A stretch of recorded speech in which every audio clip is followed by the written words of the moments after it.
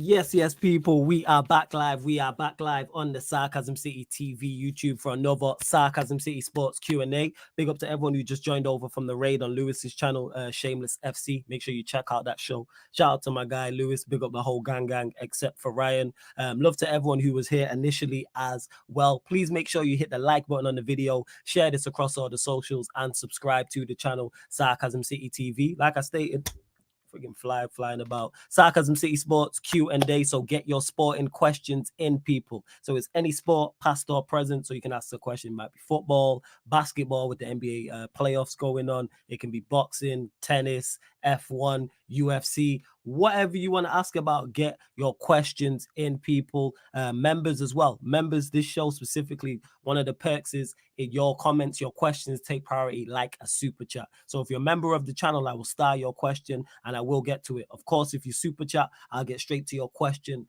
as well. But any non-members and any non-super chats, if the question's good, I will star it as well. Link for the membership is in the pinned comment, people. But let's bump up the likes because there's already over 70 of you lot in the building already. So let's bump up the likes. We're only at 17 likes. Let's get that up to 30 likes. Like check 1212. And like I said, subscribe, get those questions in as well. As you can see from the title, Arsenal lose to Brighton as Manchester City put one hand on the Premier League title. So I'm sure there'll be many questions on that. Did Arsenal bottle it? Did they not? Etc. NBA playoffs going on. Boston Celtics made it to the Eastern Conference Finals. So we know the Eastern Conference Finals matchup. We know the Western Conference Final matchup as well. Got Mandem in the building as well. Eddie's here. Peter's here. You know what I'm saying? Surf is here. Yes, what all you man telling me was good.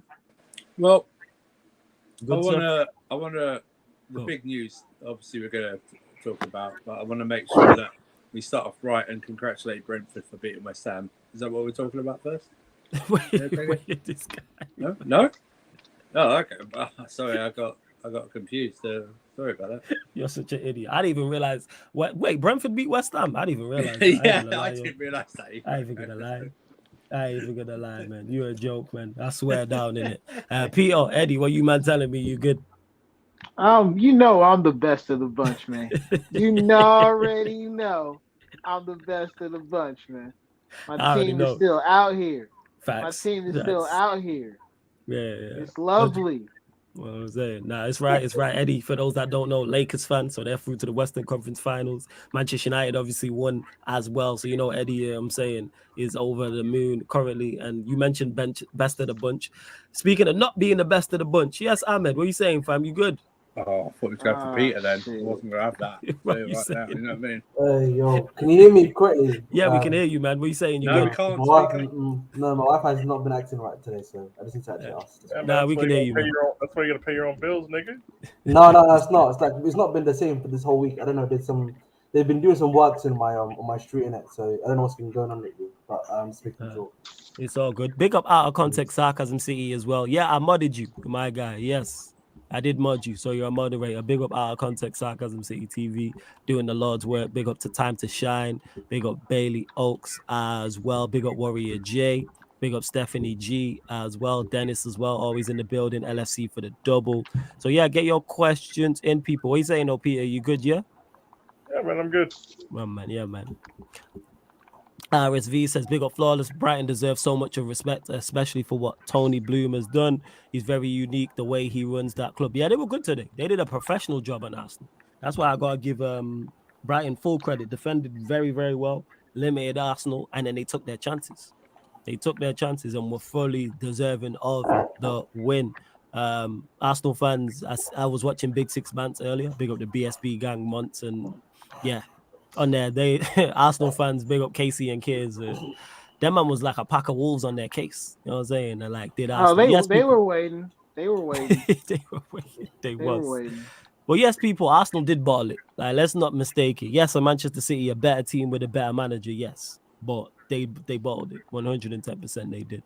I'm not even talking so much about the Liverpool games. I'm talking about being 2-0 up at West Ham and not winning and drawing 3-3 at home, bottom of the home to Southampton, going away to Everton and not being able to win. Things like that. That's just 3 results off the top of my head. And they should have won at Liverpool. You're 2-1. 2 wins in their last 7. There you go. You can't go 2 wins in 7 and you're trying to chase down a league title. Like, that's just not I'll league try title that form. record right now, man. 2 wins It's and not. 7. I'd be able to rip your hands off for that record right now. 2 wins and 7. Yeah, man, we're in like 12. Good Lord. Just generally in the season. But Paul says, where does the Zerbi rank amongst the best managers currently in the league? Surfer, we'll go to you on that. Where do you think? Where do you have the Zerbi? Because he's done a great job. where are they currently at? 6th. But he's 6, six. so you have him as the 6th best manager. That's fair. Yep. That's fair. You know what I'm saying? You saying the same, P.O. 6? Yeah, I don't even really disagree with that. Yeah. I say around that. He's done a great job. I just interested to see how he does next season as well. I'm very interested if they do lose players, how they recruit, and then what he does. Obviously, with the the old second season syndrome. So I'd be interested to see. But he's done a phenomenal job. And if they end up in Europe, like, he deserves all the credit, and it's looking like they will as well. Whether it's 5th, whether they're 6th, because they're only 4 points ahead of Liverpool, having played a game less. So if they win, they'd be 1 point behind them. To Stephanie, who says, Flawless, do you think Leicester will take points off Liverpool tonight? No, don't think so. I don't think they do. I think Liverpool will beat Leicester. Question to the panel, do you think both Villa and Brighton will go into the Europa League? No, I think Liverpool will be in the Europa League. So it'll be one of them. So it'll be Villa or Brighton. Let me actually look at the table still. Yeah, because Villa are currently level on points with Spurs, having played the same amount of games, and then point behind Brighton, but Brighton have played 2 more games than them. I mean, 2 less games than them, sorry. So I'd probably Brighton and Liverpool, to be honest. So and then Villa, I think, in the Conference League. Yeah, go on. Just to confirm, 5th and 6th gives you Europa, or is it 6th that gives you Conference League? 5th and 6th is Europa League, 7th is Conference League. Okay. Yeah. Just need to make sure. Yeah, that's all good. I need Troops back in the show just to cook him. Yeah, Troops will be back about. You know what I'm saying? Not necessarily on here, but he'll be on his own podcast. I'm actually going to watch his fan cam as well. Someone should send him some Brighton Rock, man. That's what they should send him some Brighton Rock. I'm just saying, you with the 7 up, innit? You know what I mean? He's stressed as it is. Oh, no. Just make sure you got your bottles ready. That's all. You know what I mean? Yeah, 7 up. All these bottles, all these bottles. I'm thinking that they have players bottled it, and I've already seen a clip from. You got your bottles ready. Shout out Lee Gunner, man. He's got a that clip was crazy. That's all on the timeline about who's the best looking Arsenal player. And then you said that was crazy, man. It's mad, but I know Lee Gunner without even watching his clips, without even watching his content, I know he's gonna be mad. And I seen something, I didn't watch it in full, but I'm paraphrasing, but Don Robbie on his fan cam talking about other teams below Arsenal can't chat about Arsenal because of we're below them and we're to. Let's just get a couple of things straight. One, rival fans are always gonna run bants and run jokes when you fail, like 110%. Let's get that out the way first and foremost. 110%. Yes. Like, that's without question, right? And 2, Manchester United, we've had a better season than you lot. What are we doing? You lot finished 2nd with no trophy. If we finish 4th or 5th with a trophy's over everything. I don't know when being best player. I don't know if it's Liverpool. I don't know where this came from. That finishing 2nd or finishing 3rd is an achievement with no trophy. You're just first loser or second loser. Trophies. Flawless, man. Like, let's be real, bro. What's the difference between Chelsea season and Arsenal season right now? The only thing is they got Champions Leagues, and they didn't win any trophies. He didn't win any trophies as well. It's about 40-point difference in the league table. Of course, but like I'm just saying that if you're being in reality though, they've had a better season than you lot, but they've got nothing to shout about as well. I also think though that if you look at their own history, didn't they fire their greatest manager for always finishing 4th? Yeah. You know what I mean? So why would they, why would 2nd be a bigger achievement? What do you get for 2nd? You don't pat on the back and something like that. Yeah, like, don't get mistaken. They've had a good season. Like, don't get mistaken. Yeah, they've had a good season. They've had a good season without doubt. Not disputing that but it's a good season with an absolutely soul crushing end. Yeah, that's what I would say. It's a soul crushing end because they were supposed to win the league from the position they was in. People who sacrificed all the competition from the position they was in. If you believed in it from the jump, I get you, but I never believed in it from the jump. I think that's my thing. No, I hear you, Eddie, like believing it, but I'm saying whether we believed in it or not, once you're in that position, you should win the league. That just goes for anybody. Like if you don't, I'm looking at the players fully. I'm looking at the players fully. I understand that, like, but like certain context had to be applied. I feel in this situation, like, not only do they do this historically, but if we went man for man, there's no reason for us to believe in the beginning of the season that they would have been here at this point. So for me, I only saw it as fool's gold. And it's like with this, it was only a matter of time for me. I think like, yeah, the start was cool and all, but I expected them to regress back to the means. Like we have, for example, we were operating above what we really should have been if you look at our squad man for man, but agreed. We had this bit of form that really set us up. Yep. So that when we did screw up, the fall down wasn't as drastic and it wasn't as bad.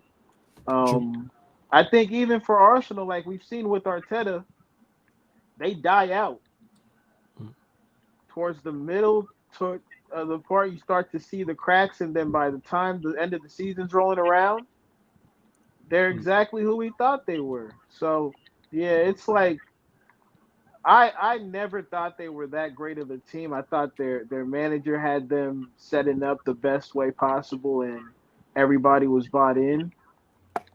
But like, yeah, I think for me, they're bottlers because they've always been bottlers, so not really shit changed. But at the same time, it's like I don't really classify it as big of a bottle as some other people are.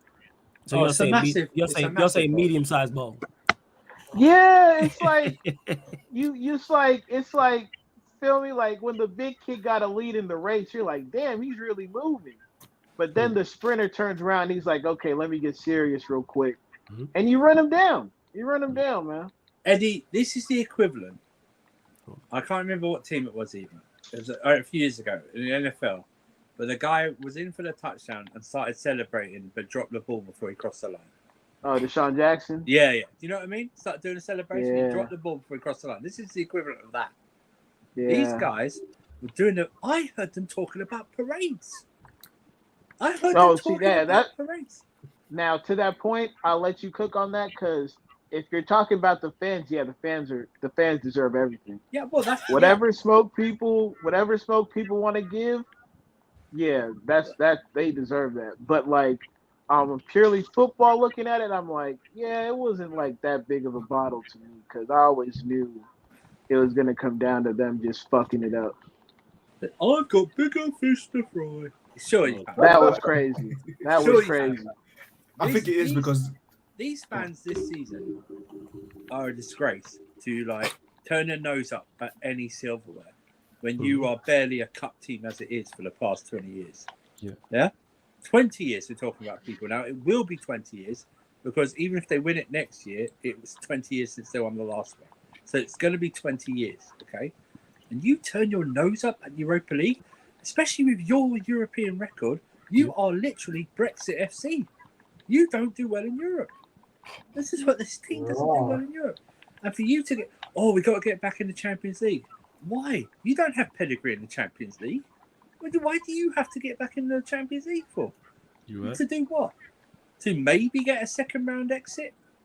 Do you know what I mean? I don't understand this. It's like I swear, but if you were in a coma for the last 20 years, and you'd heard only Arsenal fans, you would have thought they'd be like winning over the league every other season, or being on a 4-peat or something. The way they were going on, and the way they're talking about these players are, these players are really good. They're really young, something really young. Have you seen the starting 11? It's not like the youngest. You got number 5 in there. You got Xhaka. You've got the goalkeeper. You've got Jesus. You got players who are. You can be young and experienced. Like, let's not act like it's some inexperienced guys. And the position they're in. Experience doesn't mean age. It means how many games you play or something like that. And can I talk about their captain as well? I said it during the watch. Yeah, go on, fam. How many times has Arteta subbed this guy? Do you know what I mean? He subs him nearly every game. Even during the games against Liverpool, West Ham, I think he subbed him as well. Something like that. And he subbed him today. He subbed in the day. I think they were. I Yeah, he think they subbed were him 2-0 down. He subbed down. him. Yeah, he did sub But they him. still had with injury time like 20 minutes there. Yeah. They could have come back. Facts. And he subbed Yeah, they could. Jesus as well today for Eddie and Ketia. Eddie and Ketia. That's crazy. Eddie and Ketia. He's trying to win the game. Eddie, bring on Eddie and Ketia. Why not just go for the kitchen sink? Just leave one central. I mean, probably would have. You still would have lost anyway. But at least have some balls to go for it. And can I say the Arsenal fans as well today? Disgrace. Walking out 2-0 down. Disgrace. After what you've been chatting about, how you and the team are one and this close. This team's got us closer together than we have been. You walked out. You walked out at 2-0. You scumbags. You walked out at 2-0. You're just like everyone else, man. Just like everyone else. They try and portray themselves as the best of the best. They're not, man. This whole season has been built on sand. That's what it is. The foundations are built on sand, and now it's flooding right now. And do you know what? You can hold that, man. We tried to tell you. You tried to convince us. But the reason most of us on here didn't say, yeah, you're going to win it, is because you're trying to convince us of something we've not seen for 20 years. Okay? And you can't. And until you do it, I won't believe you're going to do it. Do you know what I mean? So we all knew City could have been 15 points back, and I would still back City to win this title. Before we continue, over 100 of you lot in the building, only at 30 likes, man. Let's bump that up. Let's get up to 50 likes, people. Girls halfway there. Over 100 of you lot in the building. So hit the like button as soon as you land, because you're clearly enjoying the content. Continue to get your questions in. I know the vast majority of them probably will be about Arsenal, which is absolutely fine. Again, if you're a member of the channel, your questions, comments take priority. Like a super chat. Link for the membership is in the pinned comment. I'll drop the link again though. And of course, if you super chat, we'll get straight to it as well. And subscribers as well. We're at 6,432. Only looking for 3 new subscribers, people. Get us to the next subscriber mark, man. Get us to 6,435. Come on. Only 3 of you. Only looking for 3 of you lot. And you know what I'm saying? There's over 100 in the building. Yeah, go on, Eddie. Go on. I must say, James Harden. Ni hao. I want to get into that too as well. Yeah, we will do. Big up Jez, big up Prime in the cut as well. Big up. Surprise, man. Listen, man, we can't even talk about James Harden, bro. You see that quote today that came out like an hour ago from Embiid one. That is, bro. That's crazy, man. That's a crazy quote. What's it called? Embiid pretty much said, "Me and James, we can't win alone. That's why basketball is played 5 on 5. We need everybody to find ways to be better." Shit, is that what he said? So he basically said it's not me, it's you lot. Yeah, and these guys. This is a quote that I read, and it's not a clip that I listened to, so I don't know. I'll send you the clip. I'll send you the clip either on side the of right that. now. I'll send you the clip right now. I don't want to speak on that too much before watching the actual clip. I'll send you the clip right now. Literally, it's legit. I actually watched the clip as well. That's why. And let me just get to this from Football CFC as well, who says 11 points clear to then not win the league whilst being top for 92% of the season is unprecedented in any other season. That team would be predicted to win the league generational bowl. Yeah, to go 2 wins in 7. And like I said, the games in which they drop points in, they shouldn't have dropped points in. I'm not talking, like I said, that's what makes it the bottom. I mentioned that in regards to Southampton at home, West Ham away 2-0 up, Everton away. But even that's got to be 9 again, points. That's got to be 9 points. We're one to talk, right? We're one to talk. I'm more forgiving of the Liverpool 2-2 because it's at Anfield. But the West Ham and the Southampton, that's that unforgivable shit. Yes, 110%, without doubt. Like, I'm gonna get into the Harden thing. Say that. Say again, Pio. You could just not hand Manchester City 6 points head to head. That too. Yeah, that too. You know what I'm saying? You add that in as well. Go get 2 draws. You don't have to lose 7-2 on aggregate to City every year. Preach. Right. But even then with the City results, they could have still won the league. Even with all the City results, you can't really blame the fact that they really lost to them twice. Jez, there's nothing they could have done. They couldn't. Bro, we beat them. We did. Yeah. This is what I'm saying. Like, there've been a lot of games. There was a lot of games. Like, see, when you look at the table, when you look at the win-loss and draws, I don't think they have that many losses. But it's the draws they're killing, man. The loss in the title race, draws are like losses. But like these Arsenal fans will tell you, these are just 1 point gains. These are 1 point gains. Not in the title race with like Man City, teams like Man City. Just if you remember, Liverpool. I think they have more losses than City now. Yeah. Just if you remember no. Liverpool, when they were facing a Man City in the title races, allegedly, they lost. Their losses to Man City costed them. Their losses to Man City. They drew. No, but I think it was it wasn't the year before or the year before, but them like drawing to City or losing to City cost them the league. Yeah, so at the end of the day, you gotta do as much as you can in those matchups. You can't lose it. Yeah, no, I agree. I agree in the matchup against City and against the matchup against City. Of course, I agree that you should be trying the best to try to get at least draws or get a win in those games when you play against your rival competition.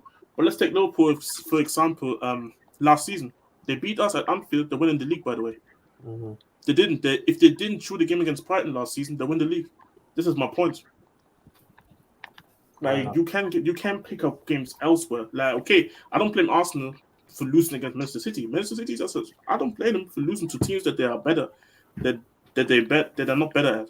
But teams that they are better at, this is where you gotta get one, dog. You gotta get a point, dog. Not even a point. I get that. But bro, sometimes circumstances. I'll be honest, they are not better than the City team. In terms of like the manner in which is not even the way, it's the home game. The manner in which they got beat by City at the Emirates. That can't happen. Did you talk about the away game or the home game? No, the home game, the one at the Emirates, the 3-1. You can't get beat like that.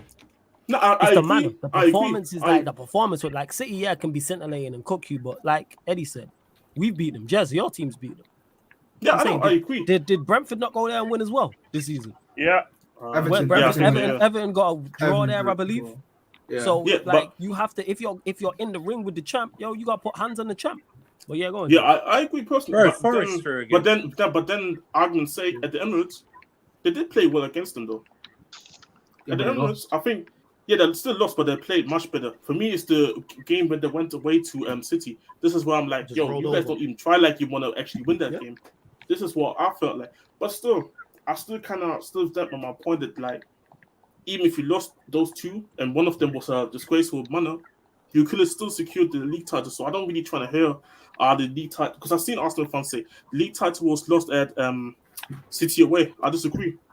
You had West Ham, you had Liverpool. In my opinion, you had Liverpool. When you go 2-0 up at Anfield, I don't care. Like you should try to close it out. And they had the chances to close it out at City as well, but they were missing chances as well. Yeah. You got to put pressure. Two things can be right, to be honest. But 100%. You just got to put pressure on them. That's what it is. It's the lack of pressure. Like even today, like yes, it's looking like the title's gone, but go out and beat Brighton, and at least if City do slip up, you're there to capitalize. What happens if City now lose to? They won't lose to Chelsea, but let's say. I don't think so. I don't think so either. But no, for me, it's more about after the City game. I would say it's the manner how they kind of certain games, the way they looked. It's like, okay, we lost the game again away at City, but it's technically not over. After that City game, you could kind of see the belief was completely gone, and they were winning some games, but even those games, it's like it wasn't the Arsenal that man were talking about like from earlier. I mean, it goes back to my point when I was talking to Arsenal fans and saying that. How does a title race start in January, February? City. You know what I'm saying? Like City did. Like I saw you guys tweet today. Like, surely City can't do this again. This is Manchester City. Come on, man. Like there's a reason why they're gonna go 4-5. And the one season that was the Pep first season. So that's mad. Like I said, I mean, good job. I mean, good try, Arsenal. Yeah, try. Go and try and strengthen next season. Maybe you can win the season that time. And Prime said it here in the group chat, and I know he's in the private chat. So he says after match week 29, Arsenal were first, 8 points clear with 9 games to go. 7 games later, Arsenal have let a 15-point swing slip. You can't do that, man. You can't be that clear. That's my point. And they'll go on to win the league title. Yeah, you can't, especially who they lost to. If they would have lost to Liverpool, Manchester United, Newcastle. You know what I'm saying? Like, then you'd be like, all right, you lose to the team. City, you're losing to the team. But like we said, bottom of the league, Southampton. 2-0 up away at West Ham. Everton away. I'm saying, like, they're the three that stick out. Man forget as well, like, the Bournemouth game at home, they just nearly escaped it with a Reece Nelson winner. Barely. Like those, you can't be doing those type of things. That's what it is. You can't. Saka could have made it 3-1 for them at West Ham. Remember, they Look at drew that. at Southampton. They drew twice with Southampton. Just once. Oh shit, they drew early. It was early in the season. The first one, wasn't it? They drew Yeah, 1-0. Southampton who are going to finish bottom of the league. You know what I'm saying? Took 4 points from me. But even Forest have drawn against City this season. Forest have drawn against them. Yeah. Yeah, I'll be right back. Hey man, but what should I say, man? Soccer, man, like good player, but you ain't got the clutch genes in you, my G. Like no for country and no for the club as well. So Hey, where those Vinny comparisons now are. Look, two things can be true. Arsenal, you had a good season. You started well. I think there's positives to take from it, right? Cool. Also, you bottled this. Let's stop doing these mental gymnastics to make ourselves feel better. Same niggas that are saying, "Oh, we didn't bottle it. How are you supposed to beat City?" Same niggas looked at Tottenham 6 years ago and said, "We don't give a fuck. Fuck context. You finished second in the league. You finished third in a 2-horse race. You're bottlers." Despite the fact that over the course of those 2 seasons, Tottenham were only top for 12 minutes of Premier League football time in either of those 2 seasons. We talk about Tottenham bottling 2 titles, and they were never top. And we never were like, context, maybe Chelsea went on a 13-game winning run because Chelsea did the Pep run before Pep did the Pep run and won the league off a Pep run, essentially, right? The league was a wrap. But niggas don't want to give that context when saying Tottenham bottled a title despite getting 87 points. And I saw niggas hyping the point total. If Arsenal win their last 2 games, then, yeah, they're at 87. I think Tottenham finished on 86 or something. Really? What's the difference? The difference is Arsenal were clear at the top for a long time. Yes. They actually bottled it. 10 times worse. It's 10 times. This is a historic bottle job. Literally, history. We threw the tag on Tottenham because it's Tottenham and we don't like it, right? But we had what's the guy from AFTV, Cecil? That's the guy's name who was wearing the league table on a shirt at Christmas time, bragging about being top. When you're doing stuff like that, you can't shirk the bottle tag as well. You can't have it both ways. If you want to flex being top, if you want to flex in first place, if you want to enjoy the front running, when it falls apart, you have to be there and stand in the heat. And that's okay. It's okay. They had a good season. I respect what they've done. I think they have improved as a club. I'm not going to say it was all for nothing. But now you have to dust yourself off. You have to try and close the gap, and you have to go. No, that was their documentary. Bro, it is what it is. It is what it is. I don't like this think pieces by all these guys and all these Arsenal writers or guys on Arsenal socials. Oh, it wasn't a bottle job. City are a machine. Shut up, niggas. No one was saying this when you were 8 points clear. Facts. You were all talking about how, we have to win the league this year. This is it. This is our time. We're top of the league. We're top of the league. All right, cool. You can sing, but if it falls apart, and let's be honest, guys, Arsenal lost this with a bad run in January and then a bad run in April. Right? If you remember, back in January, they lost to Everton in Sean Dyche's first match in charge. They drew at home to Brentford 1-1 because Ivan Toney bullied them for 90 minutes. And then they went and lost to that was when City came to the Emirates and beat them. Right? If I recall correctly, and I might be wrong, somebody in the chat, big up to everybody watching, like the stream, by the way. But if I remember correctly, before that game kicked off, Arsenal were 5 points clear of Manchester City before that Premier League match kicked off. I believe that was the same day we lost 1-0 in Dortmund. Yo, Peter, before you continue, which game are you talking about? They were 5 points. When Arsenal played City in the Premier League the first time. Go on, carry on. Home match. Chat on them. Yeah, go on, carry on. They were 5 points clear of them before that game kicked off. They were 5 points clear. Okay? And then De Bruyne scored the first goal from distance because Ramsdale messed up a clearance, was it? Or something like that? Yeah, it was remember something like that. Right. Look, De Bruyne, Ramsdale had a loose clearance after trying to be sweeper keeper, and De Bruyne put it in from 50 on his left. That was the first goal. Then Saka won a PK and they scored it, and it was 1-1. And then the next thing you know, Holland just asses kicked. Holland pops up in the second half. Yo, big up everybody. Big up, man. Big up Black Diamond. Big up. Big up, Black Diamond. Don't My forget, point don't is- forget that KDB was pushing Arteta too. Yo, Yes. Peter. What up, Black Diamond? Yeah, I don't like what you're doing, you know. You're being pleasant and political. I need the Peter that is a pest. We here to murder this man. Oh, I'll get there. I'll get there. All right, okay. I'm waiting. I'll get there. My point is, they had the chance to put a knockout blow on City in that title race. They did. If they weren't going to lose, if they weren't going to win, you didn't have to lose like that. City came there and punked them. From then, you had De Bruyne beefing fans, beefing Arteta. You had Haaland like doing the Drogba celebration, like he's white Drogba at the Emirates and he's their new owner on some shit. Oh, It was crazy. Like And you you can't lose those games. You can't fall apart, start losing a multitude of 2-0 leads, and then try to escape the bottling tag. Just wear it. Yeah. Just wear it. It happens. Accept it. Accept it. It just happens. It happens, and it's okay. It's okay that it happened to you. You are not the last team that's going to lose a league to City. You're not the last team that's going to get run down by Pep, and you aren't the first team. But if you These remember, same Peter, people- after that game, that weekend after, City gave him a second chance because that's the weekend they dropped points to Forest and Arsenal. Yep. So they got even a second chance, even after losing. They put themselves in a position where they could go to Etihad and even lose and still be top of the table, and they didn't take it. Correct. Didn't they have a game in hand at one point when they were like 5 They or did. 8 They had a points game up? in hand. Yeah. Yes, This was my Yeah, because that's overall where point, we've got games in hand. That's where I'm saying like we're big and fish to fry. But let's be honest, guys. Let's be honest. Go on, Peter. When Tottenham finished second in a race, no one was trying to give the context tag.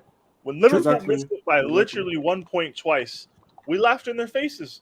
Facts. Because fuck Liverpool. That's what we're going to do. If you're going to be 8 points up, and if you're going to lose by that much, it's not like they're getting their hearts broken on the last day by a dagger by Haaland. That's not what's happening here. They're screwed. They fumbled it all within like 5 match weeks. 2 wins in 7 down the stretch to win a league title is insane.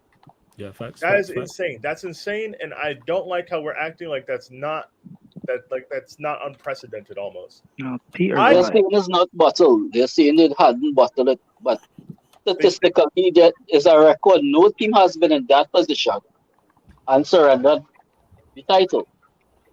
Like I can't think of a team recently, or in my life at least, that was 8 points clear and then lost the league by 7 points with 10 to go. Glorious. What was the new? Do you remember? Does anyone remember what was the ending points between Newcastle and Manchester United 95-96? Because they were ahead by 12. Remember? Yeah, I don't know what the ending was. I can't remember. lie. I'm going to look up. Yeah, double check that. I have my laptop in front of me. I'm going to look it up right now. It's a fucking search machine. Hold on. Go on, Surfer, you know why that doesn't matter? Arsenal were top 93% of the season. So that only whatever 4. Newcastle did I'm doesn't matter. just looking like the turnaround numbers. It was only 4, Surfer. Newcastle missed that by 4 points. There was a 16-point turnaround, though. That's what I'm saying. They were ahead by 12, and that was against Man United. Obviously, different context, different era, stuff like that. But the issue is this whole. Remember, I know there's Arsenal fans that were having to go at Liverpool. Liverpool tried to do the same thing with, we've had a great season. We were finishing second to City. I know there's Arsenal fans last year were going, no, you lost out, you bought with it or whatever like this. This whole thing about, it's a trophy if you finish second to City is mad. It's absolutely crazy. mental. Hey, so guess what I saw? I saw the other day saying how, hey, at least we're finishing above Tottenham and be back in the Champions League. So the same thing that they laughed at us for last season, being happy about getting top 4. No, they are happy about the same thing. Yeah. And no, they treat what's the trophy. This one saying these Arsenal fans, like I said, they are pretenders. When everything goes well, they act like the chess is out. No, but when everything doesn't go their way, it's just a lot of fakeness out there, man. A lot of. Did you see? So many people, so many fans have been on board, and I can't slap a man for getting the bag. I mean, the pictures were released all over social media where the club brought in the biggest Arsenal fan channel, and they cut a deal with them. They allowed them into press conferences, everything, and even today after the defeat, somebody was saying, yeah, I do like the word bottle. Yeah, today was bad, but I still salute the club, but we have to back the manager. And that is prime public relations from us. And Yeah. the brother who secure the bag, I can't blame him. I mean, come on. No? Others Why, might when you say they invited what? So they invited AFTV into press conferences. Yeah, man, you ain't press you ain't conferences, quality. there are pictures. Hold on, huh? That's legal. I'm just asking. It's like United V, you know, like how Flex has done it. Hey, salute to Flex and United V, by the way, because what they do is incredible. This is even deeper because there are pictures with Don Robbie Turkish with the Cronky. They had dinner with the Cronky. Okay, there are pictures out there. I thought there was a fake diamond. They're not. I thought there was. No, it's legit because on Big Six, somebody fish about it, and he admitted that he did meet them. Yeah, crazy balls. It's a well-oiled machine. Oh, okay. Hey, props to Don Robbie Turkish, the whole gang. Yeah, they got paid bad. So let's see if we can get the bag, we do it. Of course. Look at the videos that coming out now. You got all these people saying all these outrageous things, talking about. Did you see what Ty said, by the way? Oh yeah. Enlighten us what Ty said. Ty called the Zerbi and nobody. Of course, it's Ty, man. Of course, it's Ty. Are we expecting Ty to ever? I don't know, but we ever expecting Ty to talk logically and blame Arsenal for a defeat? When does that ever happen? No, this is never going to happen.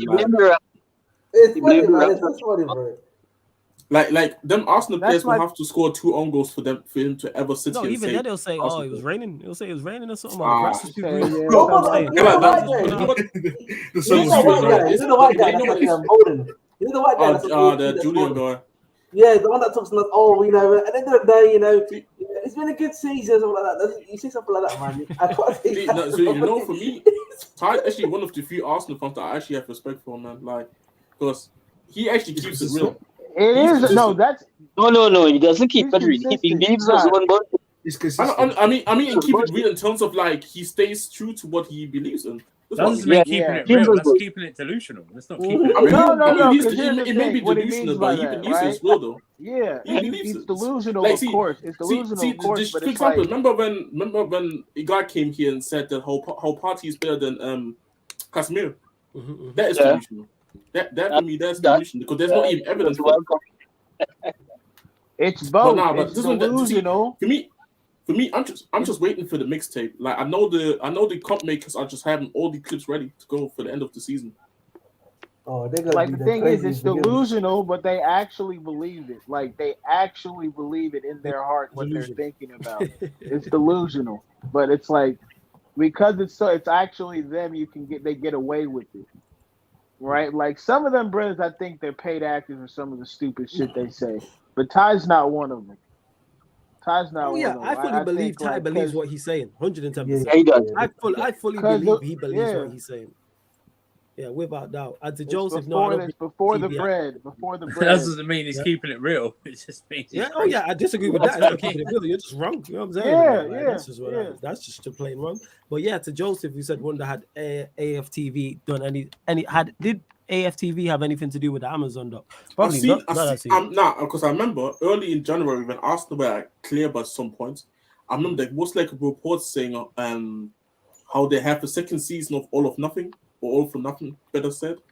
And I remember because I saw Arsenal fans, including you guys, saying, "Oh my God, we're gonna have Amazon Prime. How we gonna count for the redemption shit and gonna win the league title?" If it's really true, damn, I'm gonna be watching this Amazon Prime. Oh, I'm gonna be ready for that again. Arsenal party, All for Nothing hashtag was started at Sarcasm, and then it went global. It started right there. All for Nothing. Somebody probably said it in the comment section. You know what I'm saying? That shit's hilarious. Yeah, it was me. But I know Newcastle's getting one. Newcastle's getting one for next season. That should be dope. Yeah, they that. But the thing is, they need to do it for clubs who are in turmoil. That's what we don't want. Ain't trying to see a club do well. That's why I didn't watch the Man City one. That's why Hey, I'm watching. Chelsea won. That's where the money is. At Chelsea, all for nothing. That's where the money But is. you don't need it, man. I might lose it. Because you're a Chelsea fan, but that's the point I'm making. Yeah, don't say it like Wait, that. Chelsea fans ain't gonna watch that. Hang on. All rival fans Hang gonna on. watch that. Of course, Hang on. If you're in a club in turmoil, just give Spurs a 7-season deal right now. Do you know what I mean? Just give We all gonna watch the Spurs. Spurs one was good. Hey, we already been through it. Don't give us a club that's well run and on the up. We ain't trying to see that shit. I want to see a new team. I want to see a new team. So let's see how much they paid those clubs. They paid Arsenal and Spurs £15 million only. Yeah. They gave us a lot of money for that. The Glazers wanted £65 million. Yeah, it's typical of the Amazon, hell no. But that would have been blockbuster. I think if your club is a certain stature, an all or nothing documentary does nothing for you. Yeah, facts. Yep. But plus the clubs have final say on the editing. So what's the point? You don't get Also, the clubs have their own YouTube channels at this point, man. They can do their own content. They got their Chelsea, they got Chelsea FC, the 50 app, you got your YouTube app, bro. But you wouldn't get the one scene. No, when Arteta put out the light bulb, you wouldn't see that on YouTube. Yeah, but do they really want that though? Wait, hold on. Wait, Jazz, what? He did what? Excuse me? Remember on the Amazon Prime last year, I think after a game, he put up like a light bulb, and he was like saying some shit to the players, saying like, this is the hope, this is the hope of some shit. Like, I don't know what he was talking about. Like, excuse me. I'm gonna send you the clip. I'm gonna send you the clip on YouTube. That just sounds crazy. Yeah, that just sounds crazy. Hey, big up to you lot in the chat. Continue to bump up the likes as well. And we're at 47 likes. Some funny ones. There's over 150 people in the building right now. So yeah, let's get that up. Let's go up to 80 likes, people. Let's continue to and subscribe to the channel as well, man. We're aiming for the 6,435. Forget that. 6,440 people. We're at 6,431. Looking for 9 new subscribers. There's more people. This is the same amount of people who left the Emirates today, people that are currently right in here right now. So hit the subscribe button. You know what I'm saying? Hit the subscribe button. And you continue. There's so many people still there. Continues. Is there a fire drill? Is there a fire drill? You are an idiot. Yo, you lot get your question. Where's your European cup? As also context, Sarcasm City said, that was a hell of a big fish to fry. You were frying Moby Dick. Come on, brother. This is prime blue balls. This is what you call blue balls in the Caribbean. Show us your Premier League. You go out, you book the expensive restaurant, you go to the hotel, and then so that's where Arsenal reach. Blue balls of the but I want it. They did. You right. 110%. It's just the fact of like I agree with Peter when he says, "Yo, you man bottled it," and like, rah. It's simple. Just accept it. I don't get why they fighting it. Like we all watched it. We all stuck. The numbers, the stats, the results is all there. Like what is there to argue about? 2 games in 7. Yeah. Like, when you actually look at the last 5 games, ironically, Arsenal have the same form as us. It's what it's like. You guys try to clip with this Arsenal, trying crying. Hey, do you know someone really shameless? Peter, you're like this. In the last 2 games, Chelsea got more points than Arsenal in the last 2 games. This is what Dawood was saying when he had the next video after he was crying. He said, "Imagine Chelsea fans laughing at us," and that was killing him. Hey, we won the same amount of trophies this season. Brother, trust me, we laughed in 15-16. Same amount of trophies. Yeah. If you think Chelsea fans in 15-16 weren't laughing their head off at doing the double over Arsenal when Arsenal was trying to chase Leicester down in a title race, it was just absolutely hilarious. I don't know what to tell you. They talked about how Hustle stopped us. Let's talk about how fucking Chelsea stopped us with this Arsenal team that season. Because I remember Arsenal fans till this day, I see them playing Giroud for the reason why they didn't win the league title that season. Also, they can blame Giroud all they want. They finished 10 points behind Leicester after beating them twice. They got to work that out. Also, what's this thing now where we take a look at your own club now? You can't take the mick out of us. I could lose 8-0 on the same day, and Arsenal still bottom of the league. I will still laugh my balls off. All right, you're bottom of the league. You know what I mean? You cannot tell me how to be a fan. All right, that's the whole point of being a fan. You laugh at other fans when they go through pain. Yeah, stuff like that. You can hold that, man. I am. You know what? I'm gonna save all these AFTV videos tonight, man. I'm gonna watch them throughout the summer, and I'm gonna laugh my head off at them. Even my team finishing 12th, I don't care. You guys and your big mouths running, planning parades, planning parades. Planning seats, mate. And you're planning parades. You're a disgrace. And you walk out at 2-0 down with 20 minutes left in the game. Oh, we love these young players, how they brought us together. Well, where were you when they were 2-0 down? I like it. I want to know. What's your Premier League? Hey, no, but did you see the tweet about the parade? Saka missed at the Euros. That's hilarious, Johnny. Saka fading club and country, man. Saka fading club and country. And he missed a clutch penalty today. I mean, not today. This season as well. That one against West Ham, and it was 2-1 up, right?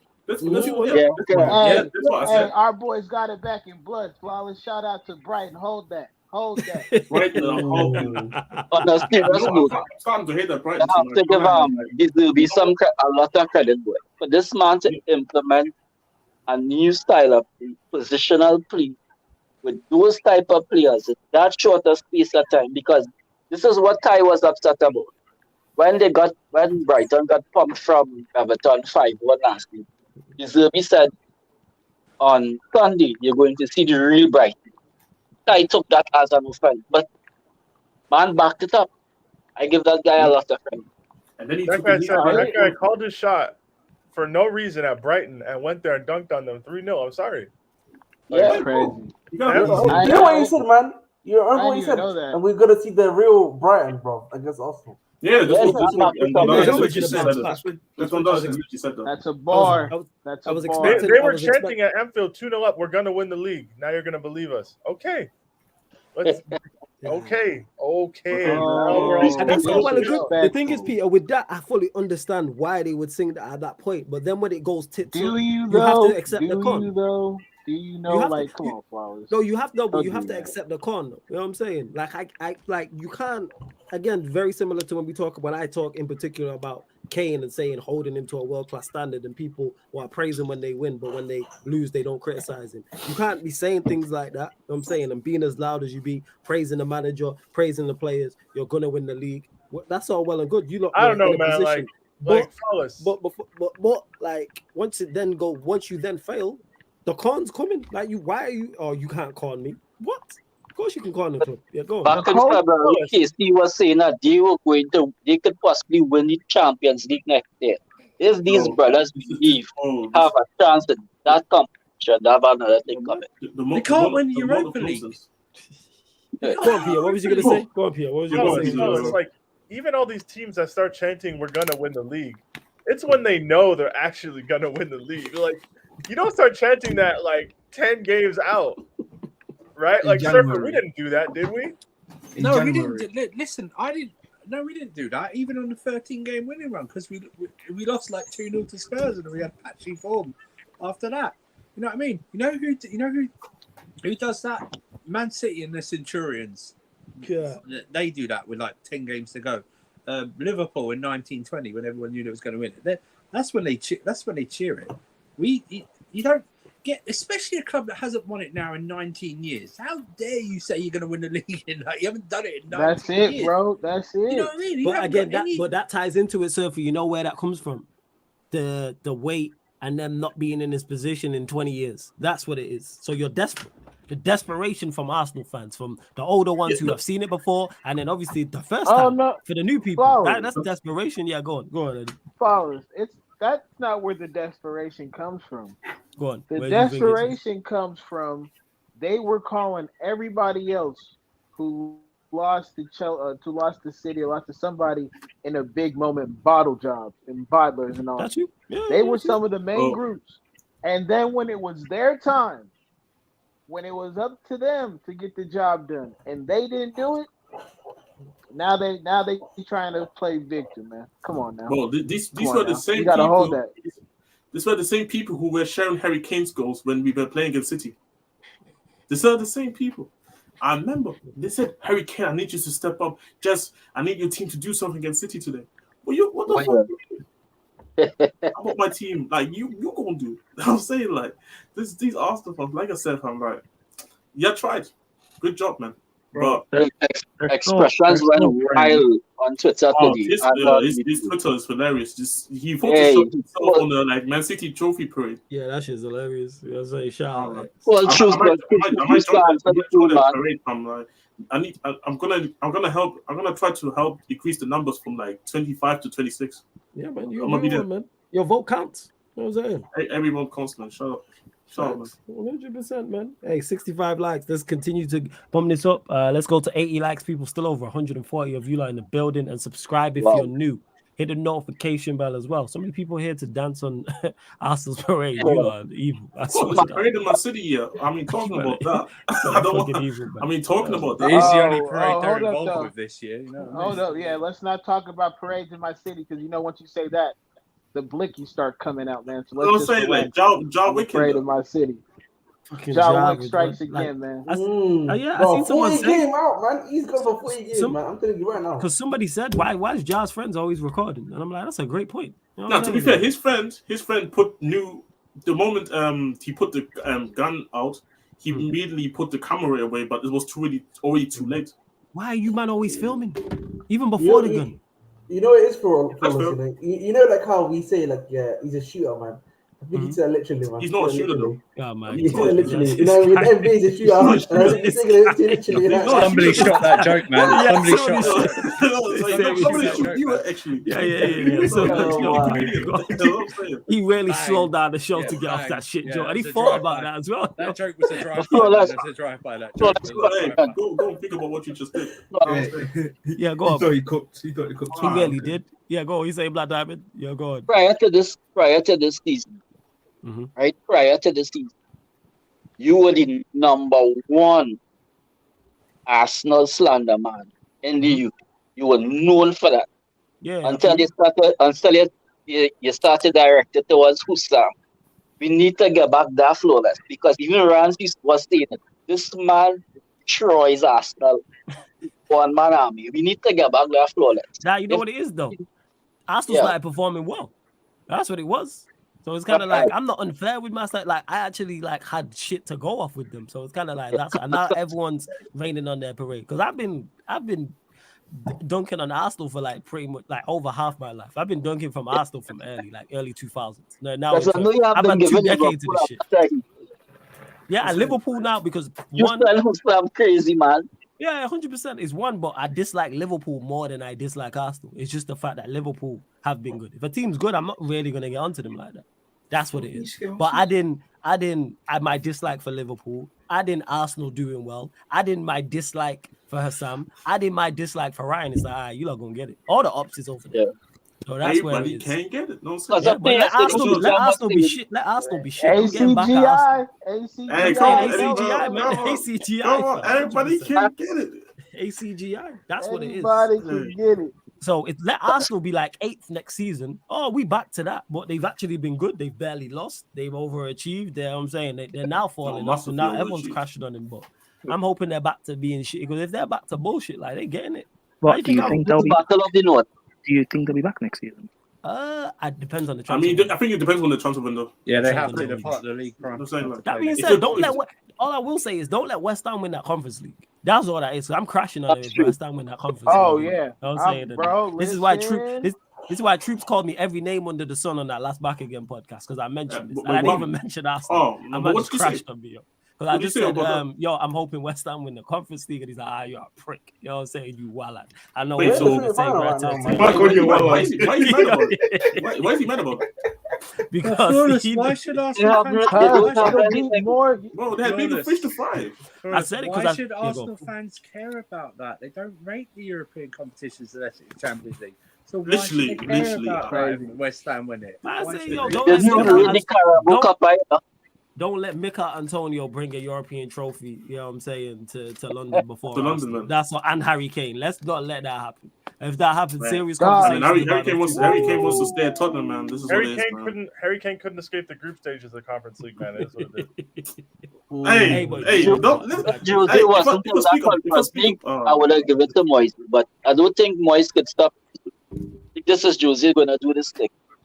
If I speak about the conference, Europe, Jose's in Europa, all right. So who's West Ham's biggest test in the Conference League? Right now they're playing AZ. it's Alkmaar. Yeah, AZ Alkmaar, yeah. They're winning 2-1. They're going away with a 1 point. Basel and Fiorentina in the final, so they should win. Yeah, they should. I think, but Basel are currently winning against Fiorentina, if I'm not mistaken. And Basel, they're overachieving massively. So they're probably going to play Basel in the final, but like they should beat them. You know what I mean? Moise rested 7 players today. You know. It's Basel. Yeah, Moise rested his whole team today. Yeah. Yeah, he's focusing on the cup now too. Obviously, like I mean, I think they're safe already from relegation, right? I mean, they have 37 points, so like it would take a miracle for I them think to that's get the out. that's Exactly. the So I think, so for me, it's And I like, they want to get to Europe. of course.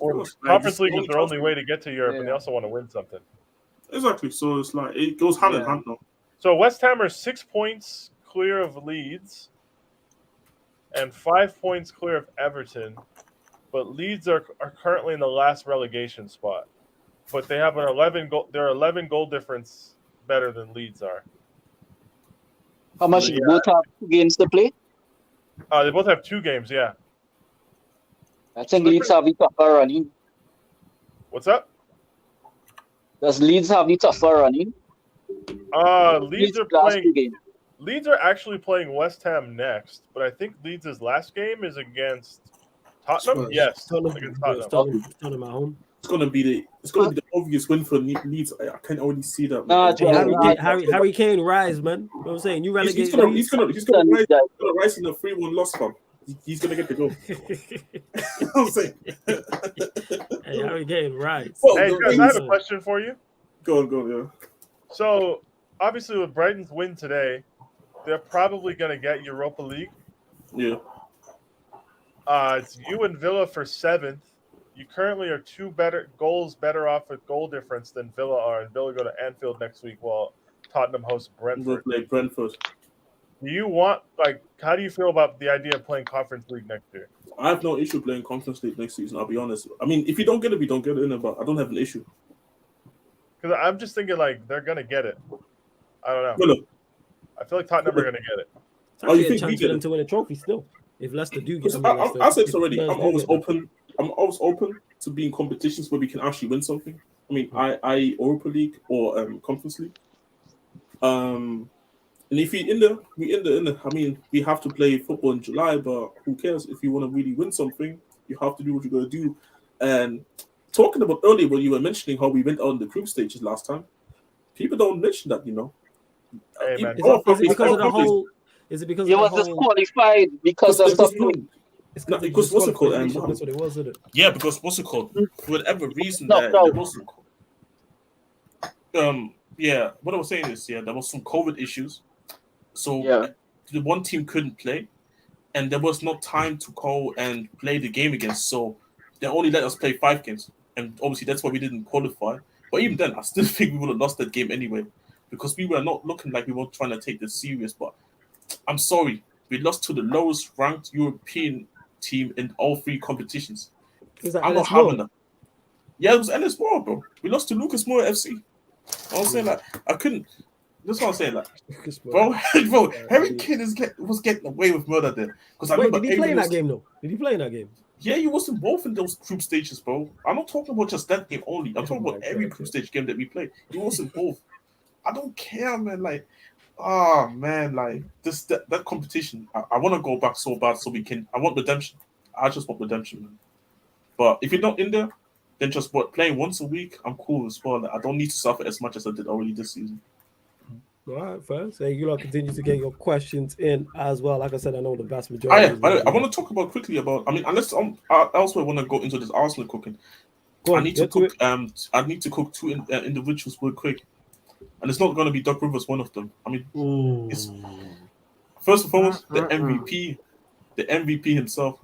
I think I saw he was on IG Live complaining about how he was not going to get the MVP, and I think was it Bro, he Joel was Embiid cussing out himself? Jokic. He was like, bro, he had flipping Bro. Kendrick Perkins doing prop for him, saying it's a racist. Yeah, if he Yeah, that's doesn't what I'm saying. Like, get no, the just say, somebody put out the man. racist card for him why you wouldn't get the MVP. Okay, so all Cool that stuff. man, Embiid, got- man. See, yeah. So you got the MVP. Do. Everybody got happy, and then you got all with like what 15 points today. 15 as the MVP. Bro, Robert Williams, he was cooking it. Bro, he was eating it up in the paint. I'm seeing Joel Embiid go up for threes. Bro, you're a big man. Get into the fucking paint. I hope Or defend. Get into the It's paint. worse than that. I hope Jez, barbecue chicken. that's what I'm saying. Jez, it's worse than that. Al Horford. Al Horford Oh my God. punked you on international television. What did he say? Wait, what did Al Horford say? What did I miss? No, Oh, Horford locked this guy up, man. Oh, Oh, did he? he I was didn't watch. fucking him up, bro. Bro, it's not even. He didn't have to say anything. His play did all the talking. Bro, His you play know what's did all the crazy? talking. In Well, the that first time, half, in the first half of the game, yeah, like what's his name? PJ Tucker had more points than him. PJ Tucker was the others were producing more than him, and he had the gall to say post game, me and Harden weren't getting enough help. The See, others actually, need help. you know what? To fairness to him, when you actually watch the whole clip as well, before that he was talking about that everybody has to take some sort of responsibility, but still, I think the comment at the end, it kind of, as the closing comment there, from that question, Bro. it kind of just looked like you were trying to That's get a away loser from the claim at mentality, the man. end. But Yo, it goes downhill Look, when hold Embiid on, started Jez, hold to on, the Jez. nightclub. go on. Harden, when Embiid started to go to the nightclub with Harden, that was downhill from there, brother. Harden is a he's not a basketball player. Right? Man. But while we It's on the like topic of basketball, Nah, you're right. You're right, Dendada. while we on the topic of basketball, I find it very strange. I know this man is my brother. And the only reason why Godzilla is not here because he promised that if Suns got knocked out, he would have murdered Peter. But after his team, he did, right? But Peter, I find you're getting away free with this thing, man. No heat at all. Bro, his promise. He's coming back next year. He's coming back next year. But everybody's gonna be healthy. Listen, I mean, no heat at he's going through a lot. No heat at all. What? He gave you enough heat, man. We gave you enough heat already, man. Nah, Ahmed tried to heat me when I wasn't on the stream, so Yeah, you know, you like, did. my ears were ringing. Yeah, And yeah. so I had to show up and just destroy him and make him feel Yeah, bad. and he So, did. Yeah, also I gotta quickly if you mention guys want to heat the Suns, that's fine. Like whatever you have to do, I don't mind. But like if you want to go low, like, I'll go low. The reality is the There's reality no is Diamond. need. Though. There's no need. The reality is Diamond. Yeah, the Sixers loss is worse than the Suns, bro. The Sixers loss is worse than the Suns. If you're being honest, if you can't even. Bro, Hold on, quarter. Hold on there, Ahmed. Hold on. Let me bring this back in because I just want to before I start. Peter, were you okay with the firing? Monty Williams, yeah, it had to happen. I went on a long rant Okay, about say this what, on the say stream it. on Thursday. I had to. Okay. Because Chris Paul needs to leave, So and now, Monty Williams is that the makes biggest sense. ally. So now that paves the way for Chris Paul to leave. Like, in a Another vacuum, thing, would I have wanted to with- fire him? No, but he's never going to sit there and okay Chris Paul getting dealt. Him and Chris Paul are like... Are you okay with your owner doing that much? Are you okay with your... Hold on, Ahmed. Hold on real quick, Ahmed. Are you okay with your owner doing all that he did? I mean, considering he's the one who also decided to trade for Kevin Durant, I don't mind.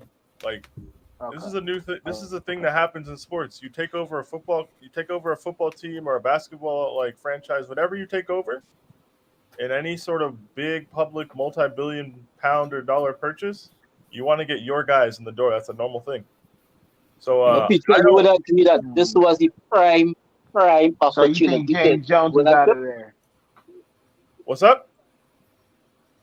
Wasn't this the prime opportunity to take that Nah, trip? I mean, like, it was a good opportunity, yeah, but like, I don't think, like, for example, I don't think the Suns are in a worse place now than they were last year at all. Okay, let me rephrase it. Were you confident of winning the title this year? They weren't supposed to win the title. Am I what? He said, "Was you confident of winning the title this year?" Yeah, yeah, I was. It's disappointing that we didn't win. You were Sure, but, confident? like, yeah, I was reasonably confident. I just didn't see it from this standpoint. Because this is my thing. Right? With, like, the one thing I've seen about championship teams is, like, not everybody has to buy in, but the most important ones do. And this is my thing. So if Montygon is now Aiden going to turn into something else, or is it going to be the same old song? Because I didn't think they were good enough to beat the Nuggets just because of what the matchup was.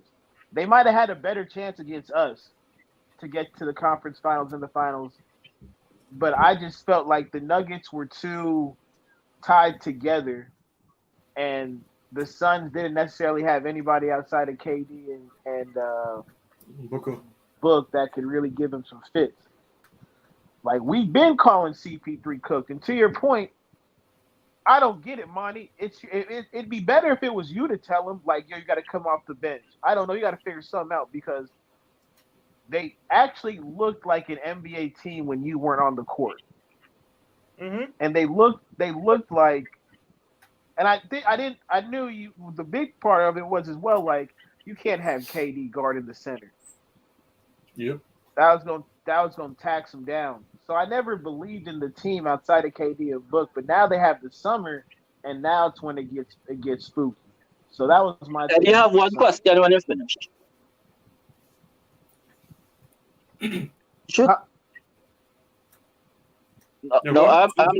not one to go for conspiracy theories there, but I was looking at some stuff online, and people were saying that this thing is rigged, that the NBA has its lowest ratings in the last 25 years. So they're trying to rig this thing so Lakers could beat Celtics in the final and then break the tie, because I believe both on 17 chips or whatever.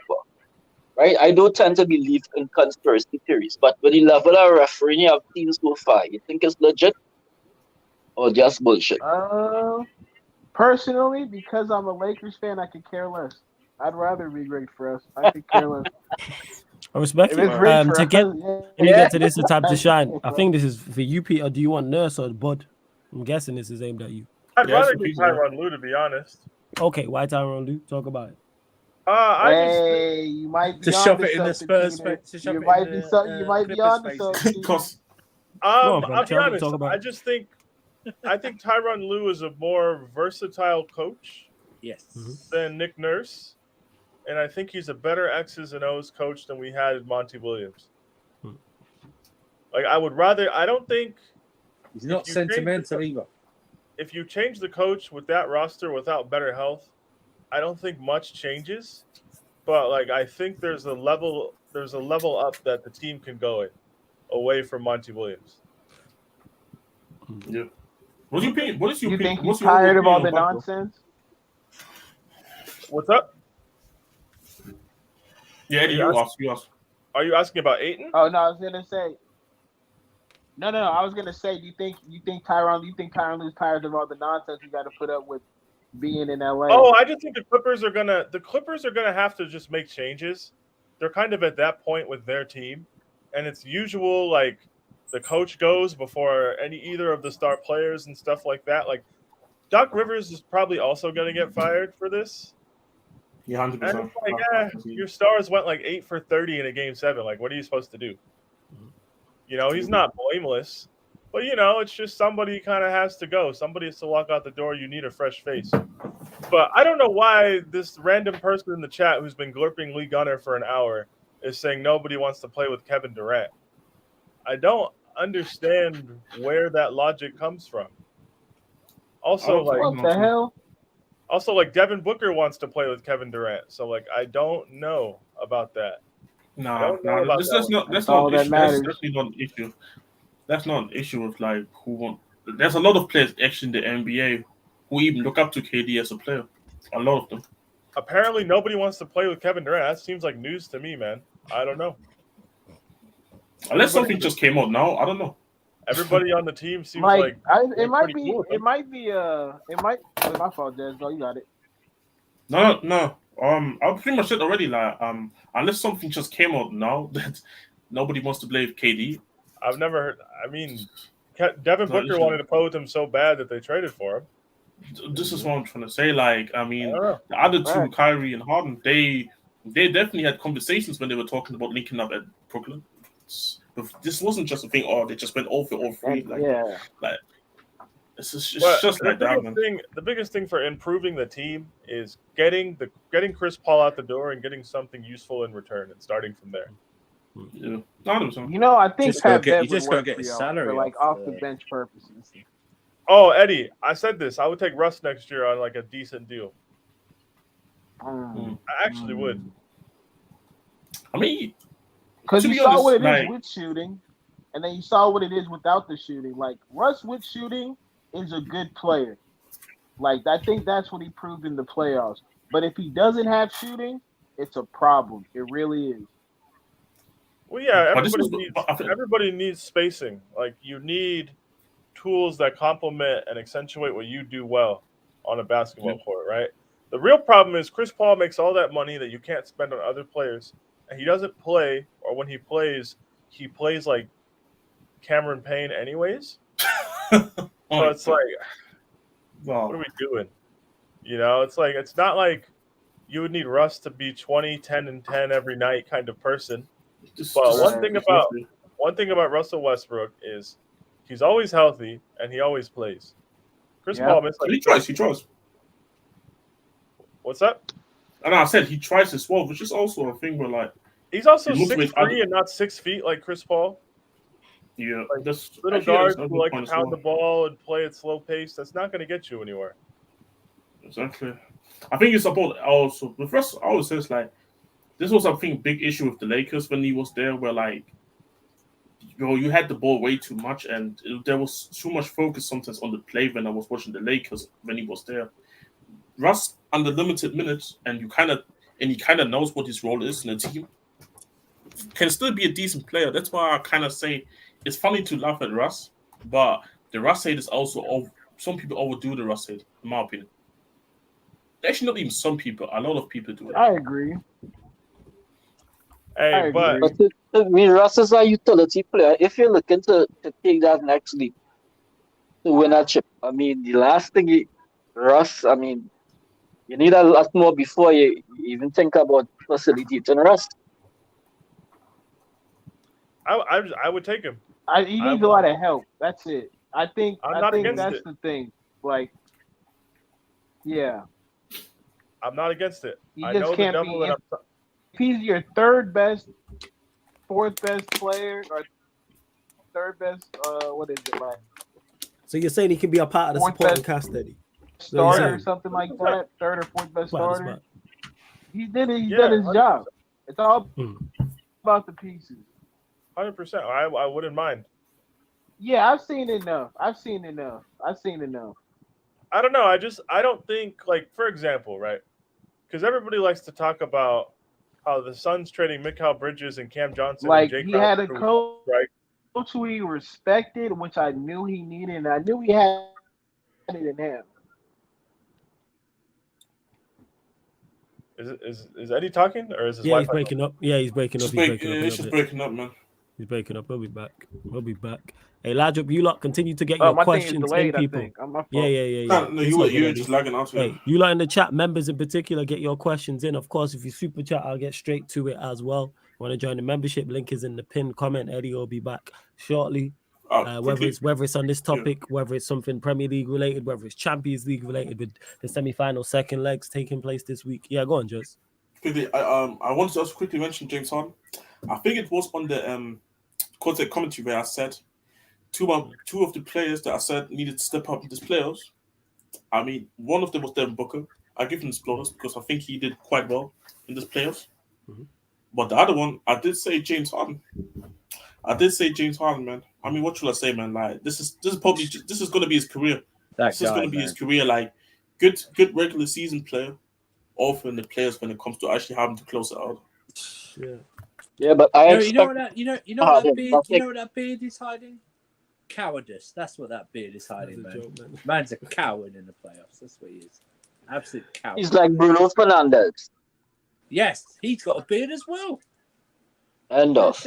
And flawless. Yeah, because I'm hiding cowardice and that. Hey, I turn up. Right. I turn up every day and perform. You know what I'm saying? And Well, can't say the same for Bruno and James Harden. He's like Ryan. I'm He's here. like Ryan. You know what I'm saying? That's a very valid point. I'm here regardless. You feel me? And I've brought accolades and trophies to Sarcasm City TV. Can't say the same for Bruno Fernandes. You know what I'm saying? But we move. Let's see what else you are saying. Eddie's back in the cut as well. No, he's not. He's gone again. But so we had this John Morant news this morning. All right, yeah, let's go there. Like, why not? I feel like it's decent. I'm gonna say something, and I don't care what all you NBA YoungBoy fans in the chat are gonna say in response. Ja's a grown ass man, dog. Yep. You're looking at a $200 million plus extension. Uh-huh. You have the endorsement deal with Nike. Why are you making the same mistake less than 3 months after getting caught the first time and getting let off with what was essentially a slap on the wrist by the NBA? He doesn't get it. He doesn't get it, bro. And I'm sorry. I'm never really in favor of taking money out of niggas' pockets, but this is the only way he's gonna learn. You know what? If the NBA bans him for 41 games, half the season next year, no pay for half the games, I'm not mad at it. Because they put that guy on an apology tour. They had him go to rehab for 2 weeks, as if you ever heard of anybody curing an alcohol addiction in 2 weeks at fucking rehab. Like, it was a joke. It's ridiculous. Like, addiction's a very serious thing. And they just had this guy like basically take the Sancho Wilderness Retreat and come back and pretend like he was all good. Literally. That shit didn't work. It didn't work, man. Like, I can't believe he had the lack of self-awareness, and he has surrounded himself with people who've clearly let him down once and will let him down again. Like, I just can't believe it, and I'm disappointed, to be honest. And I hope it doesn't get to a point where he actually hurts himself. But he just doesn't seem like the guy to have any sort of self-awareness, and that sucks. You know, it's going to cost him peas, and he's going to have to just get over it. You know what? You know what it is at Flores? Remember I told you a long time ago, right? When someone gets rich, right? They'll either change. When someone gets money, it either changes them for the better, or it heightens their worst traits. Money, right? Now, listen to what Peter's just said, right? He basically got patted on the head and told he's a naughty boy for carrying around a gun. Yeah, that's all he got. He got no severe punishment whatsoever. So why wouldn't he think he could do it again? Look what he got last time. And no, he's going to get half the time off, which means he's going to be fresh-legged next year in the playoffs or whatever it is. You know what I mean? I don't think they'll do anything longer than 30 to 40 games next season, if anything's like this. My problem is, what does it matter what he's doing on the court? It's off the court that's a severe problem, right? This is not on the court issue. So who is he surrounding himself with? Probably people from his childhood, stuff like that are running around. We don't know. Was he doing this in his childhood as well? Something like that. That guy was the whole point is that if you're in this type of thing, you should want to get away. If you have that type of childhood growing up, you get the money, you should want to get away as far as possible. And inspire others to do the same. Yep. Yes. And this is the key word there, inspiring, because like there are people looking up at you right now saying, "Yo, I want to be like Ja. I want to get them Ja shoes." So I've seen somebody say, "I'm not gonna buy my kid any Ja Morant shoes no more because he's acting like that." And this is the thing as well. It's not just obviously, we can talk about losing money in the NBA. It's also your sponsorships. It's more like first time I think Gatorade, they took something away from him after the whole incident. No, you're doing it the second time. Don't be surprised if your shoe deal comes in like, goodbye, man. You're canceling the shoe deal. And you gotta also remember, this is not a lifetime thing where you earn the money a lifetime. It's about also saving the money for later on past your career, because this money will not be overstay available to you. And he's kind of fucking himself over. And this is the thing I just don't respect that. Like some people say, "Oh, why you hating? It's just a young guy. Why you hating? not It's a young hating. guy just trying to enjoy his time." No, for me, it's not hating. I'm saying because I like the player as well. I just want the guy to be sensible and just have a good life. Thanks. Oh yeah, because And to I time, before just you wanna go, say let me just quickly- before you go, Ahmed, time to shine. Just let me get to these quickly. Says it's half a year's money, enough to learn. Who knows? But he needs something severe needs to happen to him for him to realize the situation you are in and how and cost and losing out on 16 million, 20 million, whatever amount it is. Maybe it is, but to do this, like Peter said, so soon after is just like you're just not very bright. And to play simple says to recall it's a violation, but 80% of Americans have guns. What's the difference for him? Yo, he's in the Come pub. on, One, man. He's a multiple professional. things. Oh my God. One, you know what I'm saying? He's a Fuck me. professional.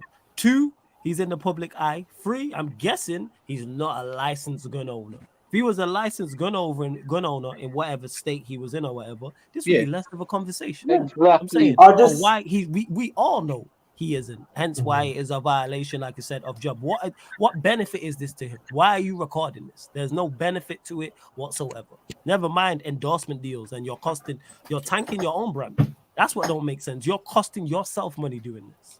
Someone says to you, "I don't do such and such for 20 million." I'm not doing it. Like, what are we doing? Like, I don't Yeah. get it. No, so that's Well, it's not even about the money, yeah, because remember I run or assistant running a community center, impoverished youths and youths in trouble. And it's not even about the money or ownership. And it should not be so harsh on him, man, because you see, when you're seeing these things, this is somebody who we are crying out and don't know how to cry out properly. Give me 16 weeks in boot camp with that brother, and I believe I could, because I have seen people who arm robbery, the worst, turn out to be, productive in society. And sometimes you need a harsh treatment, but at his status quo, that level, who's going to put him in a boot camp? The only boot camp I have in states is that slavery thing called prison, because prison doesn't do anything to bring rehabilitation. So it might be a bit too late at his age and his status quo to get the help that he would need.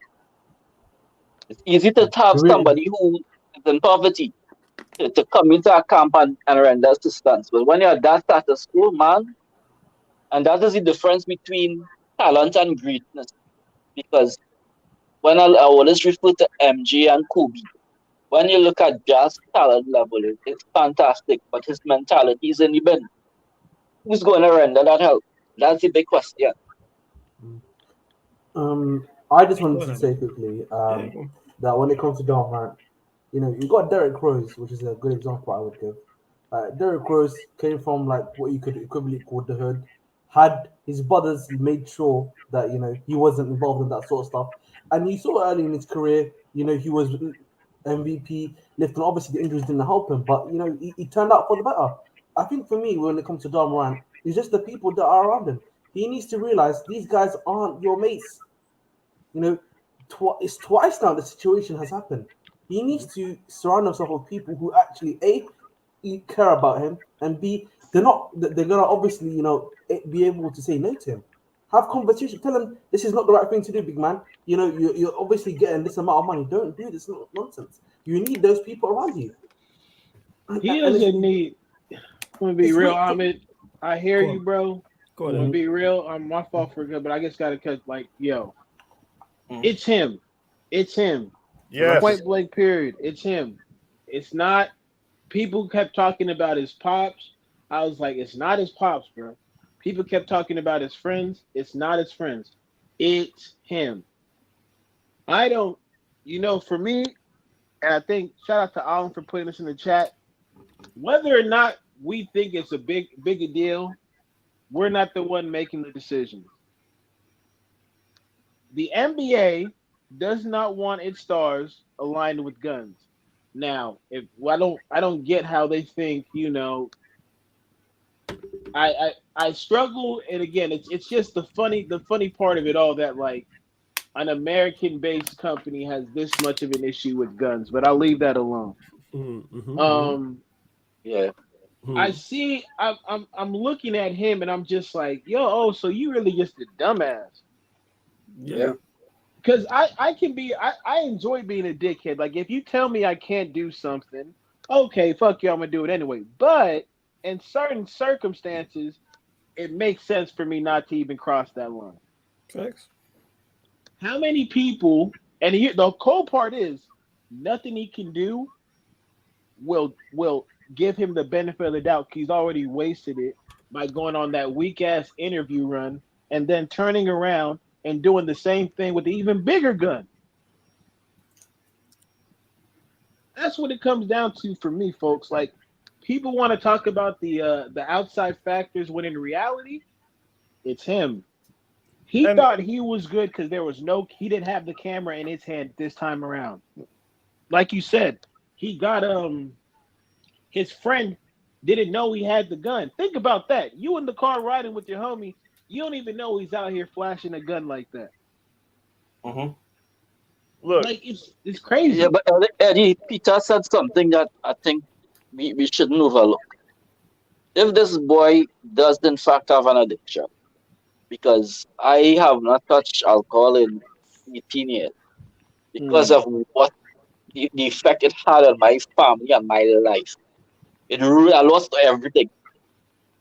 But for the grace of God. And the thing about addiction is you have to want it for yourself.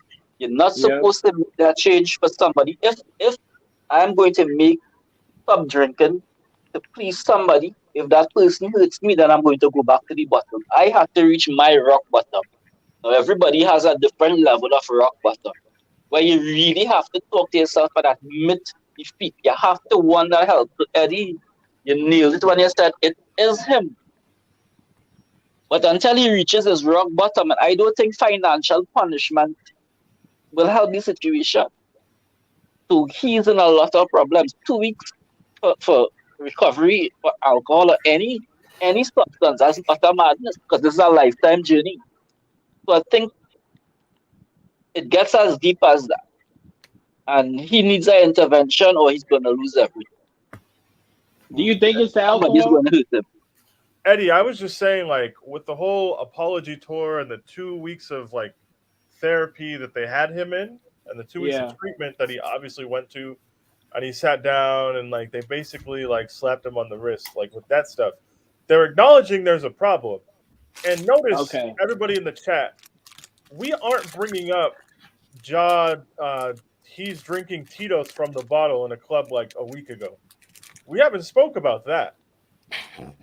Like, it's very clear that he puts himself in these situations, and it's unfortunate and it's frustrating, right? And I do actually feel bad because we all know this isn't the worst this situation can get. Right. Yep. And like I don't know the guy. I've never spoken to him. He doesn't know I exist. So I'm not going to sit here and talk about how his home life or how he was raised or what role models allegedly are in his life. I can just talk about what I'm seeing. What I'm seeing is the problems not being addressed, and what I'm seeing is he's enabling the environment around him, but also, like, to an extent, people are enabling him. And the NBA, at the end of the day, it behooves them to get him clean, but they care about how they look at the end of this.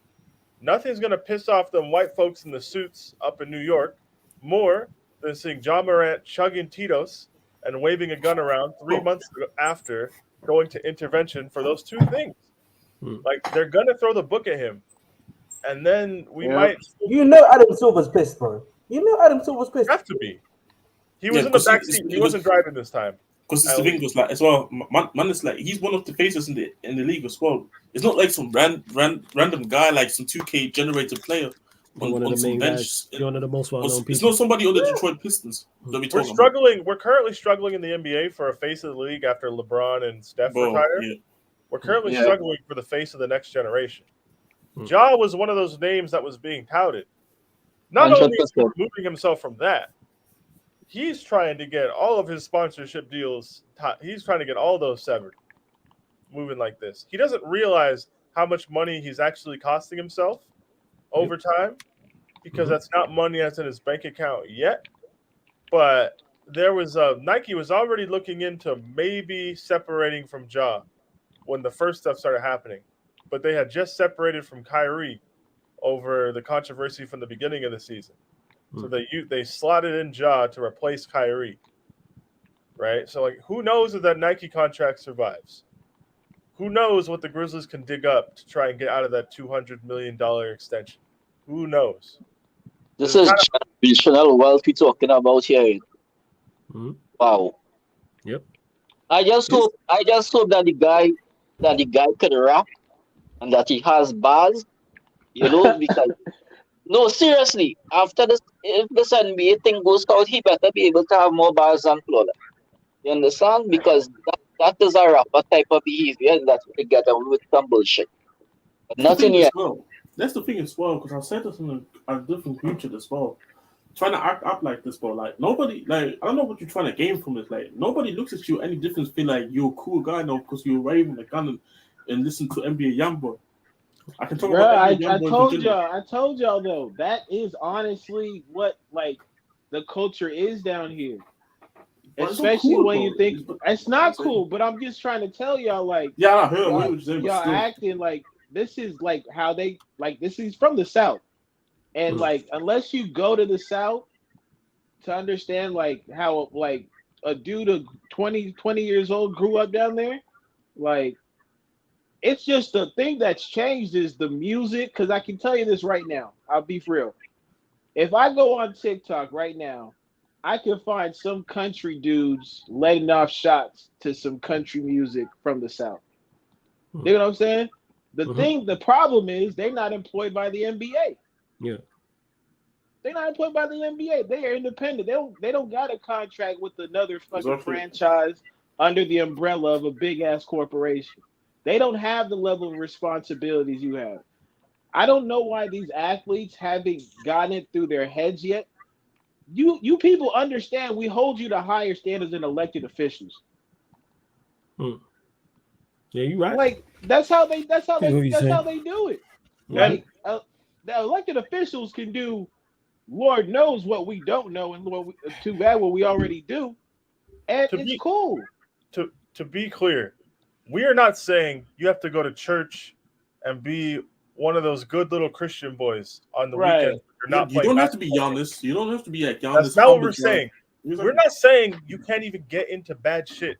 Because let's be honest, all these guys have a little bit too much money, more than they know what to do with, and frequently get themselves caught up in shit they probably shouldn't be caught up in. But what most of these guys have is a good support system around them and a way to quiet all the noise. Why does everything around John Morant seem louder than it probably should be? That's my problem. Everything is public. We're seeing too much. Why can't you move smarter? If you want to drink and get faded with your homies, that's fine. Rent a penthouse at a hotel, have somebody at the front collect everybody's phones. That way we don't see you chugging Tito's on IG Live. Like, we don't need to see it. You know what I mean?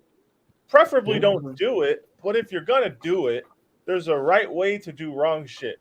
Facts. And I'm worried that he doesn't seem to get that part either. I just got to be super public with the L's that I'm taking. And then we just got to keep going. It's like, no, man, we don't have to. Like, I don't get it. I'm just hoping that like he's got a phenomenal talent, you know what I'm saying, and it has a phenomenal opportunity. The penny drops before it's too late. Realize what you are. You just mentioned there, Peter. The NBA is looking for faces of the NBA. Faces, people of the NBA. And the thing is, he has a game that is extremely sellable. You don't have to be an NBA guru. Like you can. His highlight reel is incredible. I'm not the most knowledgeable in NBA, but you can watch Ja Morant highlight reel and highlights, and people are going to be. It's kind of like a boxer who can just knock people out. That's what it is. Ja has that style of game, whether it's effective for the Grizzlies or not. So you're easily marketable, and you're fucking this up for yourself, like you said, all the branding deal, potentially being the face of the NBA, and you're actually a phenomenal talent on top of all of that as well. So I'm just hoping the penny drops and he realizes what he could be. Because you could be a multiple ring winner, 110%. You have the skill set to do so. Or do you want to? I'm Do you seeing- want to do that? I'm seeing some stuff in the chat there, and I don't know how true it is. So somebody saying apparently he's middle class and he's not from the hood, and he went to private school. He went to a private high school. Yeah, his parents have like been around. Like he talked about how his dad was his biggest role model, like prior to getting drafted and all that stuff. What, is this guy the baddie from 8 Mile or something? What is Yeah, this? man. This guy's a guy. Oh, His real name's. Nah, Chris. the guy. This is the thing. But this is the thing. Like, Man. this is the thing. I think it's actually true that what you said, Don Dada, because He's braiding for him at Tyreek. That's Yeah, what it is. yeah. That's Bro, a one of the truth, best. Doc. That's a truth. Oh, yeah. That being But- said, yeah, before we Yeah, completely before we get back to this, Victor, did you see reports saying that them two power leaks was fake? I don't believe it. Yeah, I You saw let me that. I know. saw that. I don't think it's cool. true. I don't think it's true, but if it is, hire them writers. Whoever wrote those two, if they're No, fake, that's they fake. need That's to be fake. hired. That's fake. Yeah, I think No, it's that's fake. fake. But Tariq said that, and I Because seen the the Kane video. actor, because the Kane actor came out and said whoever leaked those things here is a dickhead because he said those are the actual Yeah, but I seen a video of Tariq and Braden both saying they fake, but whole side note. But go on, you lot carry on. Power people. No, but I yeah, think go. I think with Ja, like again, he's an idiot. He's dumb, but like my whole pushback. The only thing I'm pushing back is this idea that only people from the hood will get into nonsense like this. Yeah, that's for Chris. Because I'm gonna be like, because maybe if I don't know, maybe because of what I've seen, like I've seen preachers' kids get an opportunity to do some bullshit and them take it at the first look they can get. Like Flawless got that sweater. That's my college. That's the college I went to, right? Morehouse. Morehouse, right? When I Yeah, tell big you, up, brother. appreciate that. When I tell you, there were dudes in there who were riding Lambos, but felt like they wanted to be Gucci, and did what Gucci did, and then now they're sitting in a cell. Like it just happens, and I'd rather be like, yo, stop being a dickhead than be like, oh, just because you're from the hood, it's kind of that's expected from you if you're from the hood. You dig what I'm saying? Like I don't want that to be the about the narrative, yeah, the narrative. But this is the funny thing. It's like respect, street credibility. My God, that's not respect. It's about that. It's about being fair, being. If you're not from the hood, man, you need not get into that type of shit. Yeah, be thankful you're not from there. Exactly. Like, there's some people. I mean, there's loads of NBA players in the league right now who came from like them backgrounds, but they didn't get themselves involved with that because they didn't want to be there. They wanted to get their families out of there. Right. That's my whole thing. Like, just because you're from the hood, you don't. That's not even what you should be on. Like, absolutely nobody should be aspiring to be on some bullshit where you like, bro. Think about how dumb you are to carry a gun that close to your face, your own face. Literally, no gun lessons, bro. How dumb do you look having a gun that close to your own face for any reason? People stay very bright from it. That's what it is. Like it's mind blowing to me because then again, like I say it all the time, bro. It's like the music, like I don't blame the music, of course, but it just use the music as an example as for what people are on these days, Yes. That's why for me, I'm like, I don't care about nothing. I'm just like, yo, if you need outside people to tell you that you should not be waving a gun on Instagram when you got millions of endorsements, why are we having conversations with you then? Why are you even afforded the opportunity to make that type of life-changing millions of dollars when you might just turn around and do some bullshit with that? Facts. And the thing about it, Eddie, is that he won't survive in prison. Come on, thank you. You're going to blow his ass out. Oh my God. Hey, I was gonna say that. I was just gonna say, we didn't that. If he went jail, he'd be by himself. You mean into the word slam dunk? No, you know what happened to them dudes? No, what they'll tell him When is Mike they'll Tyson laugh made at his him. first They'll piece, laugh at him. Mike Tyson made his first prison sentence. They put him in general population. He had to knock out a nigga. Seriously. It that's had Mike to Tyson. happen. Whatever No, saying, but man, pick and roll in Hey, prison's but- a lot different than NBA, man. That's Hey, Hey, relax. yo, No, hey, wait, what I want to know is yo. what I want to know is why would you try Mike Tyson? That's the Yeah, crazy man, shit. man, that's the thing, bro. So, Like, so, pick hey, your- you know, it's pick people. your It's flawless. Some battles, people. like- Some people are just living a crazy life. I'm like, Yeah, I'll be man. real. Yeah. Like, Bro, I some wouldn't bitches try are Mike fucking crazy, Tyson at 50 or whatever. You wouldn't try him him now. at 20. You wouldn't Yeah, Yeah, but but that's my what point. Mike You know what I'm See saying? the video of the trainer. What Mike did was total domination, you know, because apparently the story is that that fella was the top dog, and he approached Mike. Mike didn't just beat him, you know. Mike beat him and screwed him, you know. And I said, "Who's next?" Mike started himself. Who's next? He was to step up in the fact. And you see the top dog get knocked out and get penetrated. I mean, who's gonna touch Mike after that? Come on, Hey, that is a much cut. Ja wouldn't survive a minute. Don't try. Ja being in prison is like Ryan being in prison. It ain't gonna work. It ain't gonna last. Let's be real. Good Lord.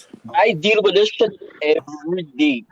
When I have to take people inside that gut hole and see my black people suffer because of lack of knowledge, lack of inspiration. And this guy in a position to inspire people, and this is what he's doing, man. Nah, This man. is crazy as well. This is crazy as well because he has a kid as it's well. stupid. This He is got the thing, like, he has a I kid. guess yeah. You talk about it. Talk Let's about go, it. let's Yes, go. he Nah, really he is. is a kid, bro. And then you see him with strippers holding a gun, strippers around him, drinking shit that he shouldn't be drinking, and you got a little daughter that you should have taken off. Like so, I mean, you're a grown man. You're a grown man who has to provide. If you throw all this away, At least this is one time that it what's your family gonna have? What's your own family can't gonna blame have? a Snow Bunny for this. Because normally, you know, the Snow Bunny gets the blame.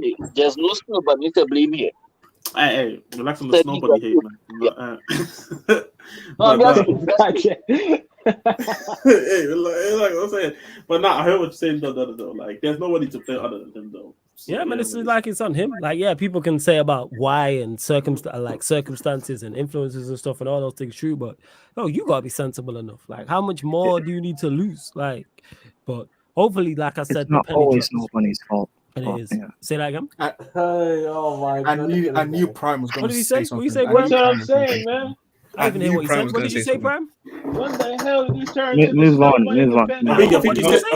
I think he said Prime something. said something. Prime He hasn't said said it's it. not no, always. He He said said it's Prime. not always the Snow Bunny's fault. That's what Who he said. blames Snow nobody? bunnies. Who blames My nobody? Italiano brethren. Nobody I- blames snow bunnies, yo. You know what I'm saying, Prime? You Snow are bunnies the- defense Prime league. just want to talk about Transfer. snow bunnies, man. He's in his Yeah, I know he is, underbag. I man. get it. This is That's all what he I'm was saying, about, man. like. I'm All he is dehydrated over about. there, man. Fucking hell. You know what Hey, I'm saying? Dr. Umar, What's going Dr. on? Umar, if you're Hey, watching, no. I'm I'm not just involved. involved. Nobody mentioned snow bunnies, fam. Bro, You guys want to talk about white girls? Yeah, I'm in. man. That's what I'm saying, Dr. Umar. Bro, this my nobody, fault. Nobody My mentions fault. snow bunnies. I don't know Hey, what go this to guy's talking Twitch, man. about. Go to the Twitch. No, shit. Yeah, man. I'm Go done. tick. So I just need Yo, watch the pool parties, man. Go watch the pool parties, man. We have been having a highly important discussion here, and this brother just hears Snow Bunny and Puppy. Yeah, Come on, facts, Prime. I'm What's saying. on your mind? Let's talk, brother. No. That's not I what know. we're doing. We're not going down that rabbit hole. This is a discussion for the No. Twitch. No, you know what I'm saying? I say, hey, you lot bump up the likes. We're gonna close out in the next couple minutes or so. Just to get to this from Camilco, I did see this doing the rounds, obviously on socials. Flawless would love to get your perspective on United versus City rivalry, because a lot of City fans prefer the FA Cup over the Champions League. I did see them interviewing certain fans, and this is just every fan is different and fan perspective. So, like, especially when you rate rivals, for City they have no other rivals apart from Manchester United. It's us. Like, that's it. So we're numero uno on their list. Whereas Manchester United fans, if you talk, is different. You know what I'm saying? My rival list will be different from Eddie's. You know what I'm saying? And be different from other Manchester United fans. But because we got so many, whether it's Liverpool, whether it's Manchester City, whether it's Arsenal, whether it's Leeds, etc. And you've seen that with the title race, when people are like, oh, City or Arsenal. I've told you lot from the jump, neither. This is probably why I've not celebrated Arsenal, quote unquote, not even quote unquote, Arsenal bottling the league. I know it gives City the league. So yeah, it's funny to laugh at Arsenal and everything. But if it was anybody else, if that was a Chelsea, or Leicester, for example, I'd be crashing on Arsenal much more. Yeah, go on. I think they're being highly disingenuous because even Huey said it on Big Six and everybody was shocked. Go on. Would you rather winning the Champions League against Real Madrid or beating Manchester United in the FA Cup? And he said the FA Cup, and Yeah, I don't believe them. I don't believe them.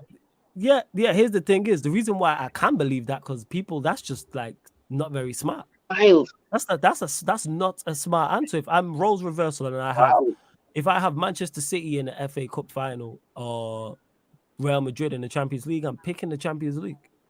I've said this. I'm picking the Champions League. Like I said this about the top 4 thing. I said it about the top 4. Like someone said, "All right, Liverpool will pip you to top 4, but you win the FA Cup this season." I'm taking that deal. I'm trophies over everything, and then I'm major trophies over the smaller trophies. Like a Champions League you've never seen. But again, we're talking to City fans who have never won the champs. So that's what it is. We're talking to City fans who don't know success like that. Yes, you've had it recently, but you're not built on it. This is why you see Arsenal fans talk down on European success. This is why you'll hear Liverpool fans, ironically, when they clapped us talking about, the 7-0, I would give up a trophy for that 7-0. This is nonsense. You know what I'm saying? And that it's stupidity. Like, so what are you a fan of? To see your team win individual games or see your team win trophies? Show me a museum full of individual games. It's about trophies. All the statues outside the stadium, all your legends won trophies. What are we doing? Nice all the legends of analogy, brother. Nice analogy. You know what I'm saying? There's no, for what they did to us, there's going to be no trophy. You know what I'm saying? There's going to be no stadium outside and no statue outside of Anfield because of that. Anfield legends I bought off, and I use Liverpool as an example because they're the team I dislike the most, is because they won stuff, Champions Leagues, Premier Leagues, well, they won one, but more so English league titles before it was the Premier League, FA Cups, the League Cups. That's what it's built on. Same for Manchester United, same for Arsenal, same for Manchester City, same for Chelsea. But people want to switch it over of one bad result and stuff like that. Oh, yeah, you got bad. Yeah, okay, so then what? Liverpool have still had a shocking season. Because I bet if they ask Liverpool fans, would you trade in that 7-0 United for 2 trophies? They probably say no. But that's just foolish. It's the day and age we live in. How you trade in the FA Cup for a Champions League? It's the day and age we live in where people care more about social media and banter, getting one up on their rivals than winning trophies. It's sickening. Facts. I couldn't care less. You know what I'm saying? And that, like I said, if Manchester United win the FA Cup final versus City and we're playing Real Madrid in the Champions League and I had to pick one, I'm picking the Champions League, of course. You were laughing. I'll tell you this. There's a video on my camera roll. This is I think it was under Jose. How there was a Tottenham fan. Oh my god! Because I literally just remember now. There was a Tottenham fan talking about how he would trade away all the possibilities of winning the trophy under Jose to go back under the Poch era where we were playing the good football. I was losing my mind when I saw that. There's so many Spurs fans who said that. I was losing my mind because yes, the Pochettino football was beautiful, but bro, you tell me you reject trophies for that? Nah, man. If I find the clip, I'll probably fill it in the group chat. But nah, that was criminal. That's what it is. Like I say, to the City fans who were saying that, it's like, yo, this is not bright. You know what I'm saying? That's all I can say. If you're picking an FA Cup over a Champions League because the FA Cup is against Manchester United, that is crazy. You are potentially get your first European Cup. Let's not act like you lot don't care about it because you lot still go to the stadium. They care, you know what I'm saying? And of course you care. It's one of those, isn't it? It's like Arsenal fans. No, it's like you asked the girl for a number and she rejected you. So it's like, oh, you're ugly anyways. Like, that's what that is. It's like, come on, man. We know. You know what I'm saying? Like, we this know. Might sound like a dumb question, huh? No, don't laugh at it. It's just for God. And what people have to realize with City is as well is like we are everybody's pretty much main rival. If we're not one, we're two. That's what it is. So whether that's Manchester City, whether that's Arsenal, whether that's Liverpool, if we're not one, we're two. Depending of course, on you're the biggest club in the league, second biggest in the world. Of course, let's say this way. I think all the top clubs, in my opinion. But there's some clubs that probably don't look at United, 1 or 2 maybe. Yeah, like Chelsea won't, because Chelsea have other ups. You know what I'm saying? And that, but I'm talking mainly Arsenal, Liverpool. Yeah, this one of them. I mean, me personally, maybe because I didn't grow up in England, I treat United seriously as opposed to Arsenal. That's why I've got respect for United. I don't view Liverpool with any sort of seriousness. If I could ask something off topic, Claude. Go on. A bit off topic because it might sound foolish, so don't laugh at me. Well, I will let you land. Is corporal punishment abolished in the UK. What is corporal punishment? Like in school. No. Cut ass, licks in school. Oh, you mean like putting? Nah, you can't put hands. Nah, there's no putting hands on kids over here. Nah, Same thing in America, right? Yeah. Depends on where you go. Yeah, well, it's not allowed, but it happens. That's why this generation is the way it is. Because down here, if you're stupid, you're gonna get your ass whooped. Yeah, that's. I don't think it's just beating. I don't think it's beating your kids. Because the generation above me was beaten. Well, I got cut ass and I did not proper, you know. I mean, yeah, that's you. But like, I think it's a mix of things. I can't you just put it down to just beat the kids and they'll do well. So it's not beating for any reason. No. Yeah. I mean, even beating them for perform like being bad. Yeah. Like the ass whooping is justified, but it's not just that. You know what I'm saying? And that, like, yes, an ass whooping, but I've known kids I've grown up with who were just the devil, pretty much. You know what I'm saying? And that one guy I was really close to in that, and his parents in particular, both his mom and dad did everything they could to, you know, put him on the straight and narrow, everything they could. But some people are just bad. Some people can't be saved. That's just what it is. Did you guys not experience? Well, it didn't happen to me, but like growing up, there was people I knew who got sent back home. They got sent back to Nigeria. Obviously, because all African and parent and families is very common. Like, I actually stories of how that happened. Yeah. And some of them it worked, but some it didn't work at all. Yeah, some people are just not very. Some people just ain't too bright. I think you are, like Charlemagne says it all the time. You gotta give people the credit they deserve for being stupid. Some people just stupid. Simple as that. Just law of averages tells you that. The amount of people that are in the world, that some people are just not going to be very bright. Some people are just going to make bad decisions. I'm saying some people it is influence. You know what I'm saying? There's varying reasons. It's not one size fits all. And we're seeing that with Ja. Ja won't be the first, and he's definitely won't be the last. You know what I'm saying? We've seen other athletes, whether it's basketball or sport, just mess up. You know what I'm saying? Prime one at Manchester United is Ravel Morrison. Like, everyone knows the Ravel Morrison story. Talented footballer, super talented. For those that don't know, came in with the class. He was in the class with Pogba and Lingard. I've spoken on it before. People said he was the most talented out of them. Look at the careers Pogba and Lingard have had. Say again? Yeah, we say he was naturally talented, even over CR stuff. For those that are regulars on the channel and know Stro and JV, know him personally. They know Ravel Morrison personally and spoke about how talented he was, but he just couldn't get it right for where I don't know him personally, so I don't know what the reason was. But not everyone. Ravel Morrison won't be the first or the last. Talented. He did an interview with Rio Ferdinand, and he was saying that even somebody used to drive him to training, and he used to be amongst all the big stars, and he used to actually steal cleats to go and sell. Because, you know, he had a single mom and things were really hard and whatnot. I mean, it was a real stand-down interview. Yeah, man. Like, some people it's too late. They realize, wow, if you're blessed with an elite talent, you know what I'm saying? Like, you realize that elite talent. But that's legit what it is. But yeah, back to Camille. Obviously, with that, like I was saying, it varies, like, in regards to the title race. You've seen some United fans say, oh, they prefer City. Some United fans saying, oh, they prefer Arsenal. Me, I'm with neither. I don't want to see none of the ups doing well. Well, go on, Jess. Before we close out, go on. I just want to go quick question to the Chelsea fans. Obviously, since it looks Poch pretty much been confirmed.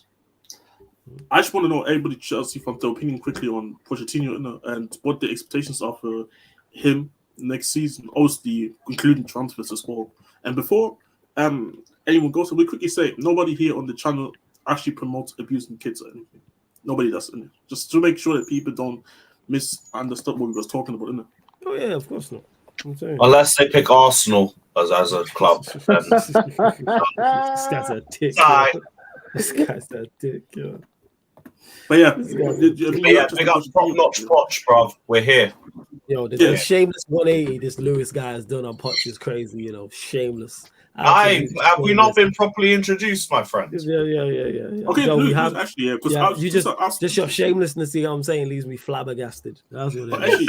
Actually, Tom, because I haven't watched the stream earlier. So, what's your expectation for Poch next season? Yeah, go on, Lewis. Top 4 and a cup final, preferably a trophy. First, First. The other Chelsea fans, the other Chelsea fans can I see also Peter go shaking his head with. the other Chelsea fans can Look, also. now, let's go discussion. expectations. What are you saying, Peter? What's your expectations next season? Top 4 and a cup final is completely unrealistic, man. But yeah, before we get into that, what's yours? Well, I don't mean like I'll be popped out if you don't make it.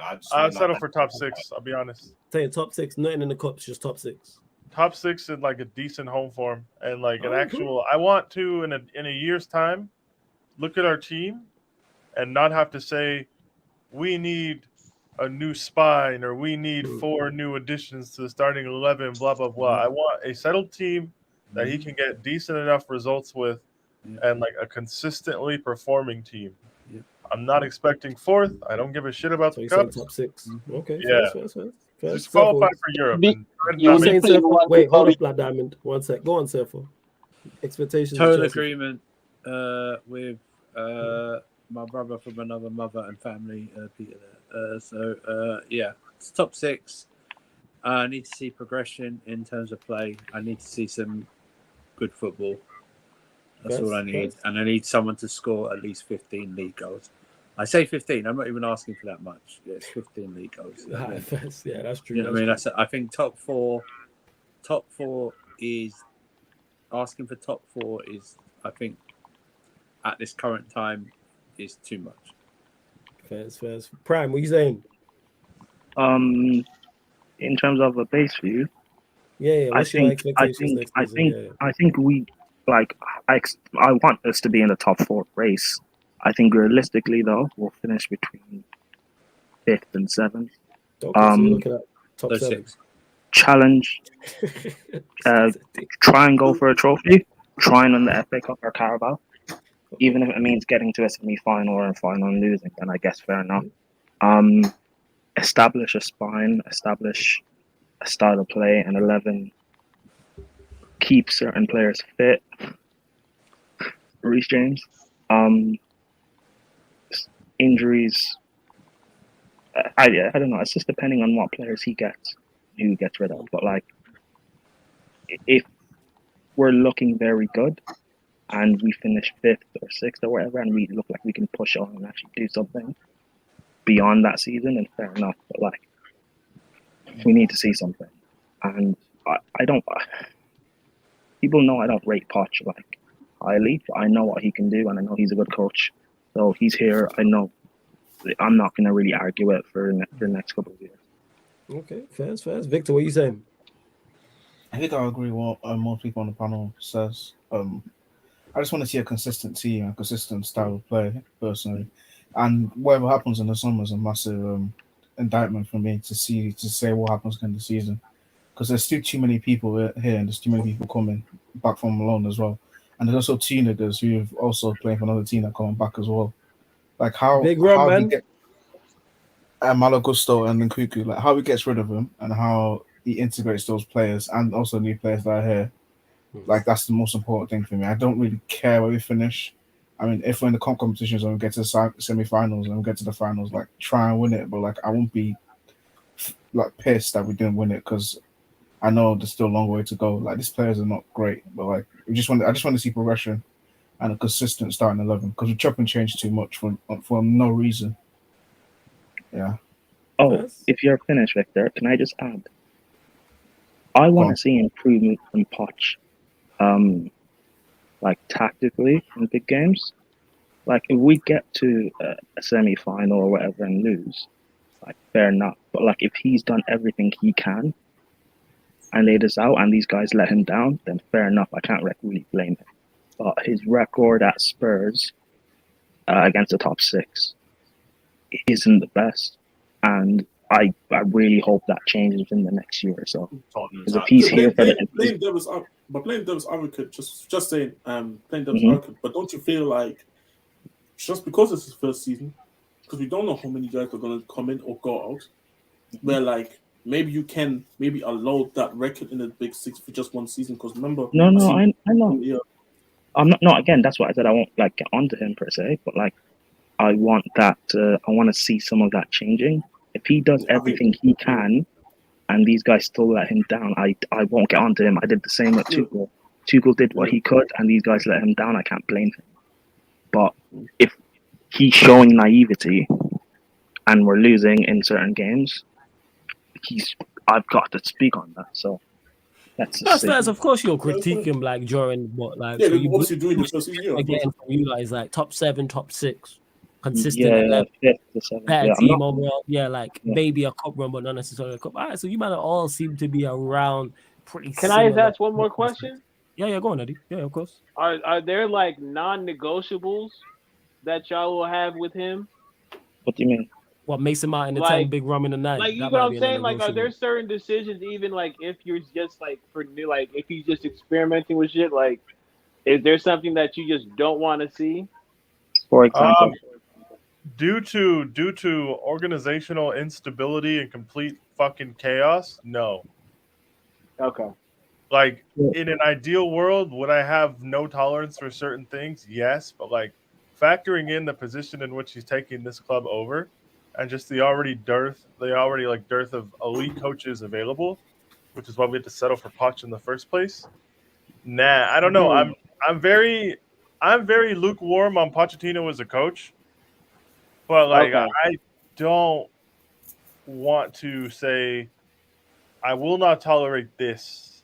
I just my non-negotiable is being in a similar position 12 months from now to where we are right now, where we're still having. Eddie, Well, sorry, Eddie. Now try Wait, hold on, Eddie. What do you mean by non-negotiable? Like, Do you mean So, something- like, for us, is there things that Poch might do in this job, or things that if you see him do, you will just completely lose patience with it?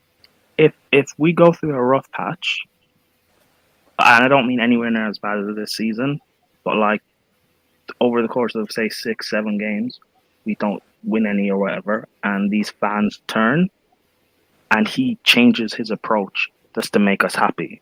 That is what I won't be happy with. Continue betting in your style of play regardless of what people think, because that's the only real way he'll be successful in the future.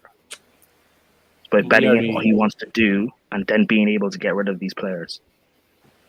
I just want to give Chelsea fans a warning because fans are very fickle, and to me, Chelsea fans are even more fickle than United fans.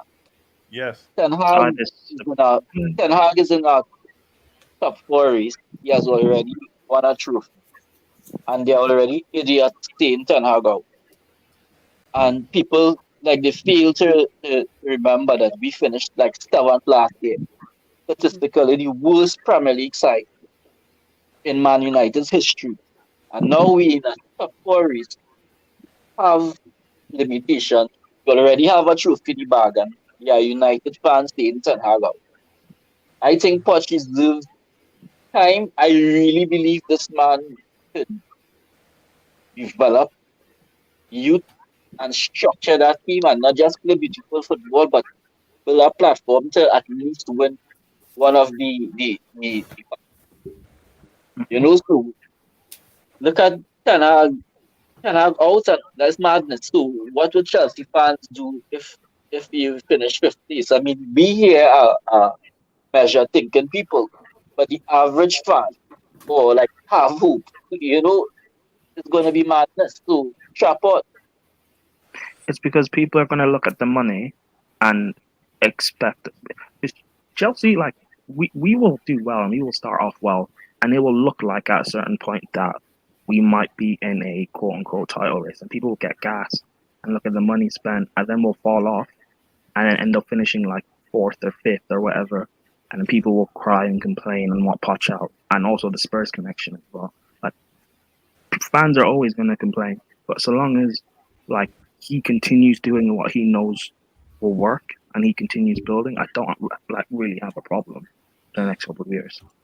My only non-negotiable with Poch happens during his first press conference, and if he mutters the words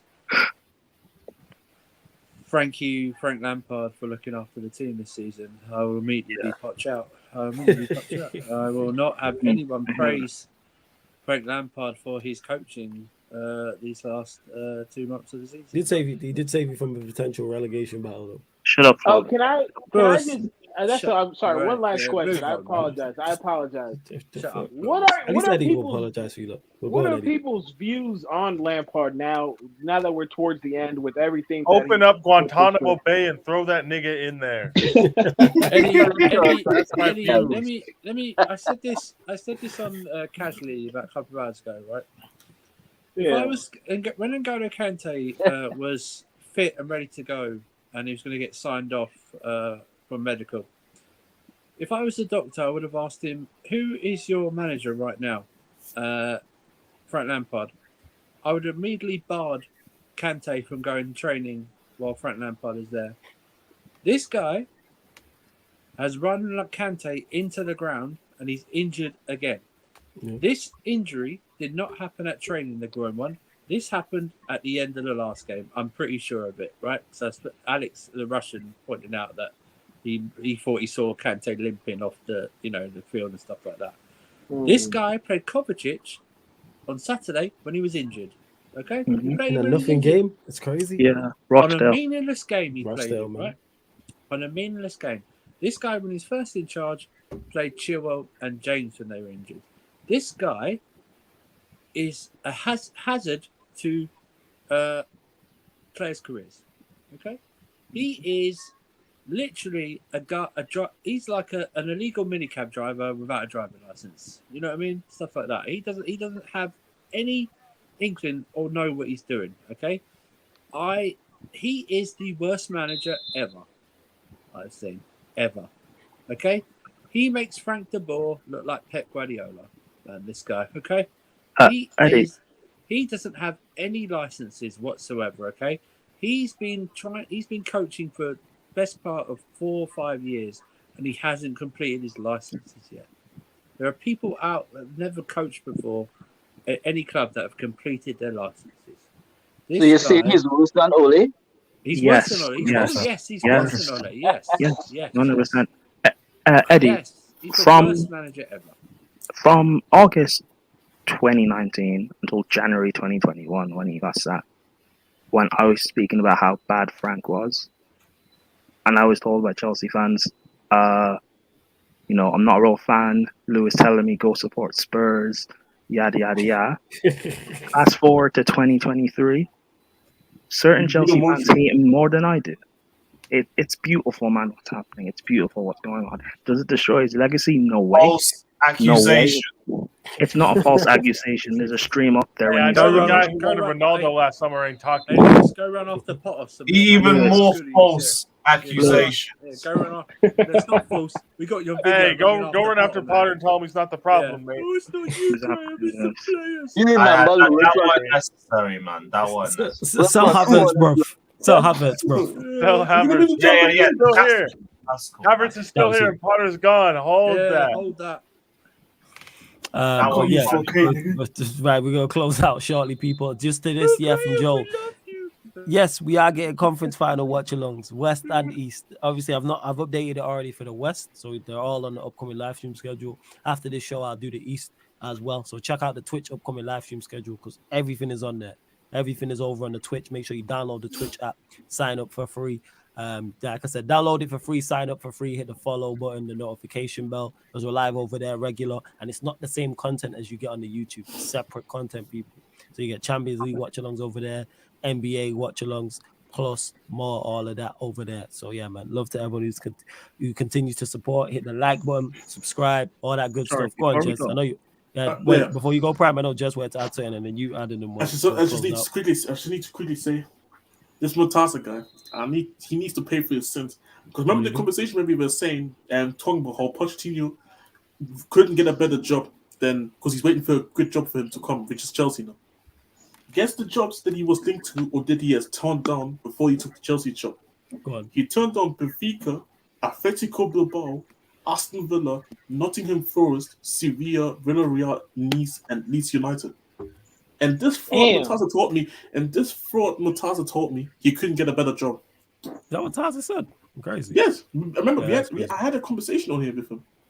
Okay. Mad. Yeah, of course Poch could definitely get, and we're seeing it now. Top-notch Poch. You know what I'm saying? As Lewis calls it. Yeah, I shall lose top-notch Poch. That's a good name. I mean, to be fair, we are 12th in the league, so it is what it is. Still a tough job though. You're still ahead of some of these clubs in the Premier League. Other than Arsenal. Well, yeah, go on, Prime. What did you want to say? What are the actual reasons why there are some United fans want Ten Hag out? Is it just to do with your away record? Yeah, Yeah, because we lost. the recent losses. Yeah, and we lost 2 games in a row, and because they like Ollie as well. That's what it is. And I because don't they like think Ronaldo. many, you know. I And think because they like Ronaldo. Because Yeah, Chelsea fans did that with Tuchel. They didn't really they weren't backing him because he replaced Frank, and they only switched because we won the Champions League, and then that only lasted 6 months until they turned against. Emma said it in the chat. It's just plain stupidity. So it's a mixture of those things that I said. Being Ronaldo fans, being Ollie fans, not knowing what's best for the club. I'm just not. But I being don't very think bright. it's much. I don't think it's many. They are any I don't think it's minority. many. Yeah. I think it's definitely the minority. I would say, but that's always gonna happen. As soon as you lose a game, the sky's falling. Yeah, go on. Because we've been hearing about the sale of this damn club for 6 months. Jesus Christ! Has anything actually happened? Who knows? No, just loads of noise. You know what I'm saying? Okay, Reports and noise. There was a deadline set for a couple weeks ago. Then there was another mythical Yeah. deadline. Yeah. And nothing happened. These bastards holding out for 7 billion. Yeah, That's I don't know. about- Everybody reports. There's conflicting reports from multiple sources. I'm just waiting to see what happens. Do I think it's the Sheikh Jassim? Yeah, simply because he has more money. So I'm gonna say the richer guy gets the club, but we're gonna find out. But this is why I didn't jump up and down in January about this. Oh, there's a deadline and such. It's happening. Correct. And we're still here waiting. We're in May. Speaking of prediction, this sale's going on as long as Lewis asking Chelsea to get to 40 points. But yeah, go on, Brian. speaking prediction for next season, Eddie, Flawless, and Don Dada, assuming the Glazers stay, what are your predictions for United? If the Glazers stay, this is our ceiling. This is our ceiling. We are now a second-tier club in terms of what we can win. We'll always be United in name, but we're a second-tier club. FA Cups, League Cups, Europa Leagues, and top 4 fights. That's us. Really? Nothing that's major. us. Nothing major. No, major. That's us. Do you see? Because I think I said this a few months ago that if you still have the Glazers, eventually you guys will stagnate and Ten Hag will get sacked. Yeah. Eventually, that's what will happen because there's only so much you can turn water into wine. Eventually, that shit stops. There's only so long you can feed 1,000 with a loaf of bread. And that's legit what it is. That's what would happen eventually. The deals would slow down and other teams around us would improve as well. Eventually, the amount of money being spent in the Premier League, just law of averages tells you teams are going to get it right. City are going to be City now for the foreseeable. You have Arsenal who, if they invest right, could kick on. You lot spend enough to the point where you're going to get it right at some point. Newcastle. You got Newcastle in there. Liverpool, we don't know what they're going to do. So the list goes on. And then there's always a surprise team as well. Every season there's a surprise team. Spurs, you don't know what's going to happen. The possibility exists that, as reported, that if Ratcliffe comes in, he wants 50%. Glazers keep 20%, and the other 30% is owned by investment bank. Other than the £500 million debt we have, we are still owing £375 million for transfers. So it's close to £1 billion in debt. So for this summer, if Ratcliffe's coming, yes, he's going to be able to spend. Subsequent to that, with FFP and the wages and everything, we're going to be in trouble. Yeah, so it's pretty much. Yeah, it takes me to the brink that after 32 years supporting our club, I am contemplating just hang up the gloves. I'm fed up of these bastards. Seriously. Yeah, I just know what it is. You know what I'm saying? If the Glazers stay, I know what our ceiling is, and I'm not expecting anything more than this season. Simple as that. If they do stay in charge, because I know they don't have the best interest at heart. Another question: if you guys have overachieved this season, why would you expect this season again? No, I wouldn't expect it. That's why I said this is the ceiling. This is the best it can get. Oh, okay. Yeah. This is the max we can do. We can do no more than this. We can do no more than 4th, 3rd FA Cup, Carabao Cup. Going challenging and winning Premier Leagues is a wrap. You don't think you can finish second? Not challenge. No, but I mean, who cares about second? Who cares about second? Yeah, who cares anyway? But no. if we finish second, it'll be like when Ollie finished second. Yeah. We're just blowing out the water, and everybody else was shit. Yeah, like all right, That's we the finished only way second. we People, get second. yeah, people want to pray. Oh, you were the second, but you don't get no points for second. You get no credit for second. There's no statue of nobody outside of Manchester United. There's no picture of those that have been at Old Trafford outside of any of our greats for finishing second. We have many great seasons where great teams that finish second. We don't care. We finish second to certain Arsenal sides, certain Chelsea sides. We don't care. We don't care less. Like absolute not like. So yeah, right. People try and that's just the praise of Ollie in that bullshit. All right, we finished second. So what? Did we win? I'm saying, give me fourth and a trophy over second and no trophy. It was Arsenal. I support Ten Hag, but I do have my concern. I was looking back at one of Ole's interviews when the guy had made some horrible mistake, and it's almost verbatim the response that Ten Hag gave that Ole gave, and to me it thinks of Neil Ashton PR. And if he's going to be sipping that Kool-Aid, because okay, keeping David De Gea at they're going to reduce it to 200k allegedly, so from 350 to 200k. And we are hopeful that he's not the starting keeper next season, right? That we bring in a group. Very hopeful. I believe he's going to be the starting keeper. Luke Shaw getting a 4-year contract extension is utter madness to me. And for him to be saying that, and it could all be PR, for him to be saying that more players need to be as passionate and as intense as Bruno, and Bruno is the ultimate captain that people should not question. There are red flags there. So for his sake, I'm hoping Jassim. If Jassim comes in, I believe he will get who he wants because he said something very important. He said he wants the highest quality, but it depends on the people who's going to be making the purchases. So that's a big shot there. You know, so but that's tentative. What I'd say to that is the Luke Shaw new deal. I actually don't mind the Luke Shaw new deal. I'm not fussed about that. That's more so when income is the reason why I like the Luke Shaw new deal is because I don't mind him as the centre back. As the back, as the centre with left-sided centre back when Martinez is injured, I have no issues with whatsoever. Don't get sucked into that. Don't get sucked into what he's played well. No. He's played well as a left-sided centre back. Prime. What we doing? No, I know. But don't listen. Don't get sucked into him doing that. He should go. Honestly. No, I don't think he should go because I like him as a backup left-sided centre back. I like him as a squad player. I don't think he's good enough. He's played well all season. You know what I'm saying? He's played well all season in that role. What are we doing here? Like we're not going to just take away from him because of his poor performances when he's played at left back and previous. As a backup centre back, I have no issues with him because we should barely see him anyway. I know, but I still think it's a thing where he should just move on. And then we fill in another position in the squad that's for no reason. We're just creating more problems for ourselves. Lindelof can play left centre. What I'm saying, no, he can't. He not can as well. Not as well. He did. I mean, not as well because of the left foot balance in that. You know what I'm saying? Put it this way: yeah. Luke Shaw's outperformed Lindelof at centre back. What are we doing here? Okay, then maybe they should both go. But no, my only thing in totality or my only thing. I'm saying this season, isn't it? Like there's a reason. This season. For that. Right now, Lindelof is playing better than. Oh yeah, right now, as of right now, yes, but there's a reason. If we get linked with Kim Min Jae, that's Lindelof gone. Yeah. No, but Flawless, my only thing is like it's quite similar. I guess I don't know, maybe kind of with Tuchel at Chelsea. Like we're not being able to get rid of certain players and relying on them until they eventually stop overperforming and you see their true level. And I get Shaw's a backup or whatever, but I don't know. Excuse gentlemen, I got to call from work, so I have to leave. Everybody have a blessed week.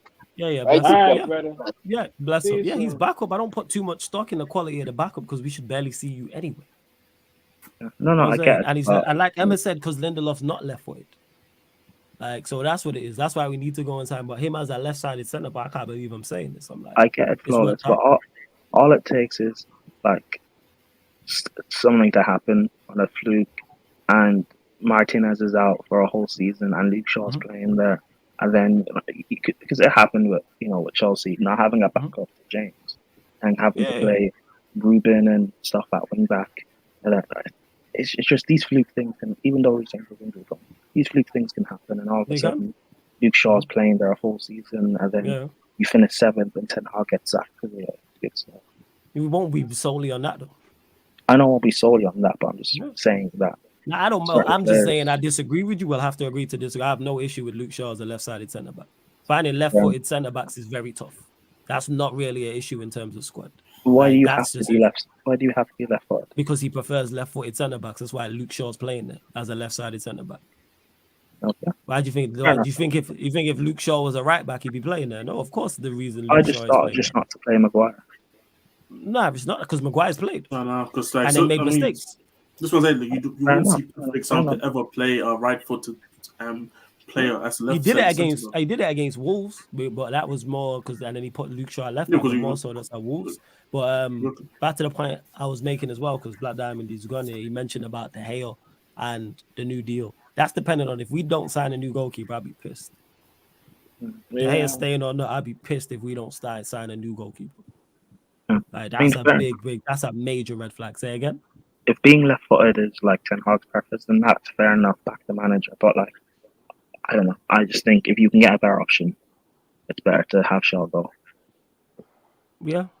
Like, and the thing is, he can do a job at left back as well, like a job. But I want a new left back. I've said this. Yeah, go on, Eddie. Yeah, for me, it's like this. I don't want to see him at left back at all. Yes, that's where I'm at. I'm done. I'm done with him at left back. It worked. It worked today. I mean, yesterday. Excuse me. But in the grand scheme of things, I need an entirely new outfit when it comes to center back. So whether that's him gone, I know Maguire's gone. Yeah. But I'd like to see Shaw gone. I'd like to see Lindelof gone. But to Floss's point, the only way Shaw stays is if it's in a backup center back role. Yep. And he's played in those positions that Martinez has, and he's looked good. I think he got played at left back because we knew that Spurs were going to sit back deep, and so there wasn't that much of the threat of him getting you mean beat. The Wolves? Yeah, Wolves. Yeah, I watched the game. Because Wolves offered him. It was toothless. Yeah, he's not the guy. That's what I'm saying. He's backup. If he was moved on and United signed, signed another centre back, I'd be like, all right, cool. I never fight for a backup, but like Eddie said, I'm not trying to see him at left back. Go and sign 2 new fullbacks. But yeah, back to what Blood Diamond, I'm trying to think what else he said about Bruno and what he said in the press. I never want to see my manager criticize players in the press. Don't want to see it. Say what you want in the press. That's one thing I won't never. Don't do that, because that does not get actually, it could get the best out of him, but I'm not really trying to see that. It could go massively wrong. Yeah. Like I'm saying, I don't see that. It depends on the player, I suppose. Depends on the player. But managers don't do it for a reason, so I don't take too much stock in that. Praise your players in that. But if you don't sign a new goalkeeper, I'll be pissed. He was saying that he was saying that it was. He said he watched. He's saying it was almost verbatim to what others said. Yeah, I'm paying no. Do you think I don't know, because I didn't pay no attention to all these press conferences. I don't watch Ten Hag's press conferences. I don't pay attention. I barely watch Sir Alex Ferguson's press conferences. I don't put no stuff like there may be a comment that I'm like, that's interesting. They said that. But managers are very smart. They say certain shit for the I'm saying, and they don't. There's certain shit they will say and won't say, and it's like, yeah, we all know you're lying. I'm saying we all know you lying, but it makes sense why you're lying. I get it. I'm saying 110%. What's he supposed to come out and talk about how bad Bruno is? How does that help Manchester United?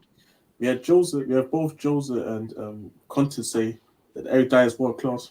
Yeah, 100%. We both know. Wait, no, hold on. They've seen some of the best centre backs in particular Mourinho ever in generations. They know he's not world class.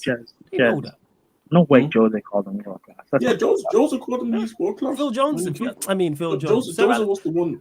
Jose was the one that pushed for him to get a new contract. Max, Sir Alex Ferguson said Phil Jones could be one of the greatest players ever seen at Manchester United. Agent Jose at work, baby. Agent Jose. What are we doing in that? For those that don't know, Sir Alex Ferguson said that Phil Jones could be one of the greatest players ever seen at Manchester United. What are we doing here? But we wanted to. So that's why I don't pay it no mind in terms of red flag. What are you doing on the pitch? Who? Yeah, his contract runs out this summer. Ironically. Wow. I need to see a send off.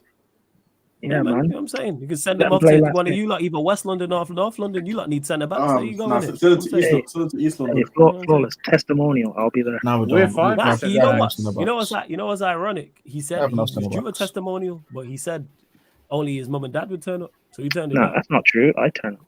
No. He did. All right, so just you then. His mum and dad, Aladdin that's a and weird Gallum's Prime statement in in it. itself. You know what I'm saying? Gallum's Gallum's Prime and two of your gal with you in it. So 5 people would be there.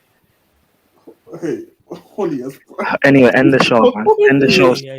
Now you got nothing to say. And see, man, they even deny that if he there with 2 gal. Do your thing in it. You like David Hay out here. But yes, we move people. Love to everyone that has locked in. Don't listen to these allegations. You know what I'm saying? Ain't no allegations. See how he didn't deny people. Slander. Gallum is Prime, man. Lies. Go check his likes on Twitter. People. You know what I'm saying? Horny as Prime. That's what I'm saying. Love, man. My Brother likes on Twitter. brother needs what? Yes, your likes on Twitter. Did I stop? Huh? Lies. You heard what I said, nigga. You know what I'm saying? What do you mean? You heard what I said? Go check your likes on Twitter, man. You know what I'm saying? This guy. But yeah, love to Look up everyone. Flawless, moving like Ten Hag, lying. How am I lying? You people can Lying. check your likes on Lying Twitter to the before we people. move. Go check who he follows on the gram in it. You know what I'm saying? And that. Go check who he follows on the gram. Click his followers. Click his following. Sorry, but yeah, Black Diamond, big up. Love to everyone that's locked in.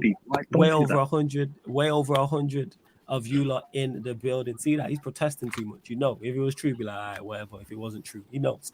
Anyway, but yeah, love to. Yeah, I'm trying to, and you keep interrupting. Can I end the stream? You know what I'm saying? You over there sweating, fam. You know what I'm saying? In the stream, he's got to talk to his 2 girls. So in the stream, man. Yeah, man, 100%. Get some of the Italian spring water. In the stream, man. He's got 2 phone Hey, calls. yeah, facts. You know what I'm saying? You got to do 2 FaceTimes. Well, yeah, Remember there's those over who 100 dropped of the you. phone? Lot. Hey, 2 phones, Kevin Gates in them. Yeah, facts, man. You know what I'm saying? This guy, fuck, you know. But yeah, No love to conference everyone. primes. No conference. Love to everyone that's locked in. Well over 100 of you lot in the building for the vast majority.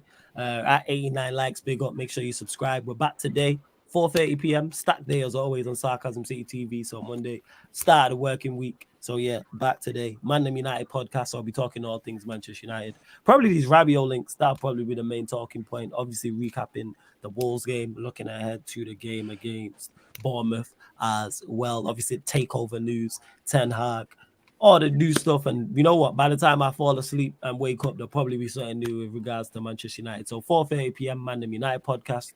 Then we're live on the Twitch at 8 p.m. for the Liverpool versus Leicester City watch along. That's over on the Twitch. And following that, we're back on the YouTube at midnight, people. Back on the YouTube at midnight for Doing the Most, which is the Premier League show. And then 2 a.m. UK time, Courtside Commentary podcast. So you're going to get a Western Conference and Eastern Conference finals previews. So both conferences, you'll get previews, you'll get recaps of semi-finals as well. That's 2 a.m. live on the Twitch. All of this is on the upcoming live stream schedule anyway, here on the YouTube and on the Twitch as well. But yeah, man, love to everyone who's locked in. Just big up to you lot. And this has been the Sarcasm City Sports Q&A live on the Sarcasm City TV YouTube. Big up for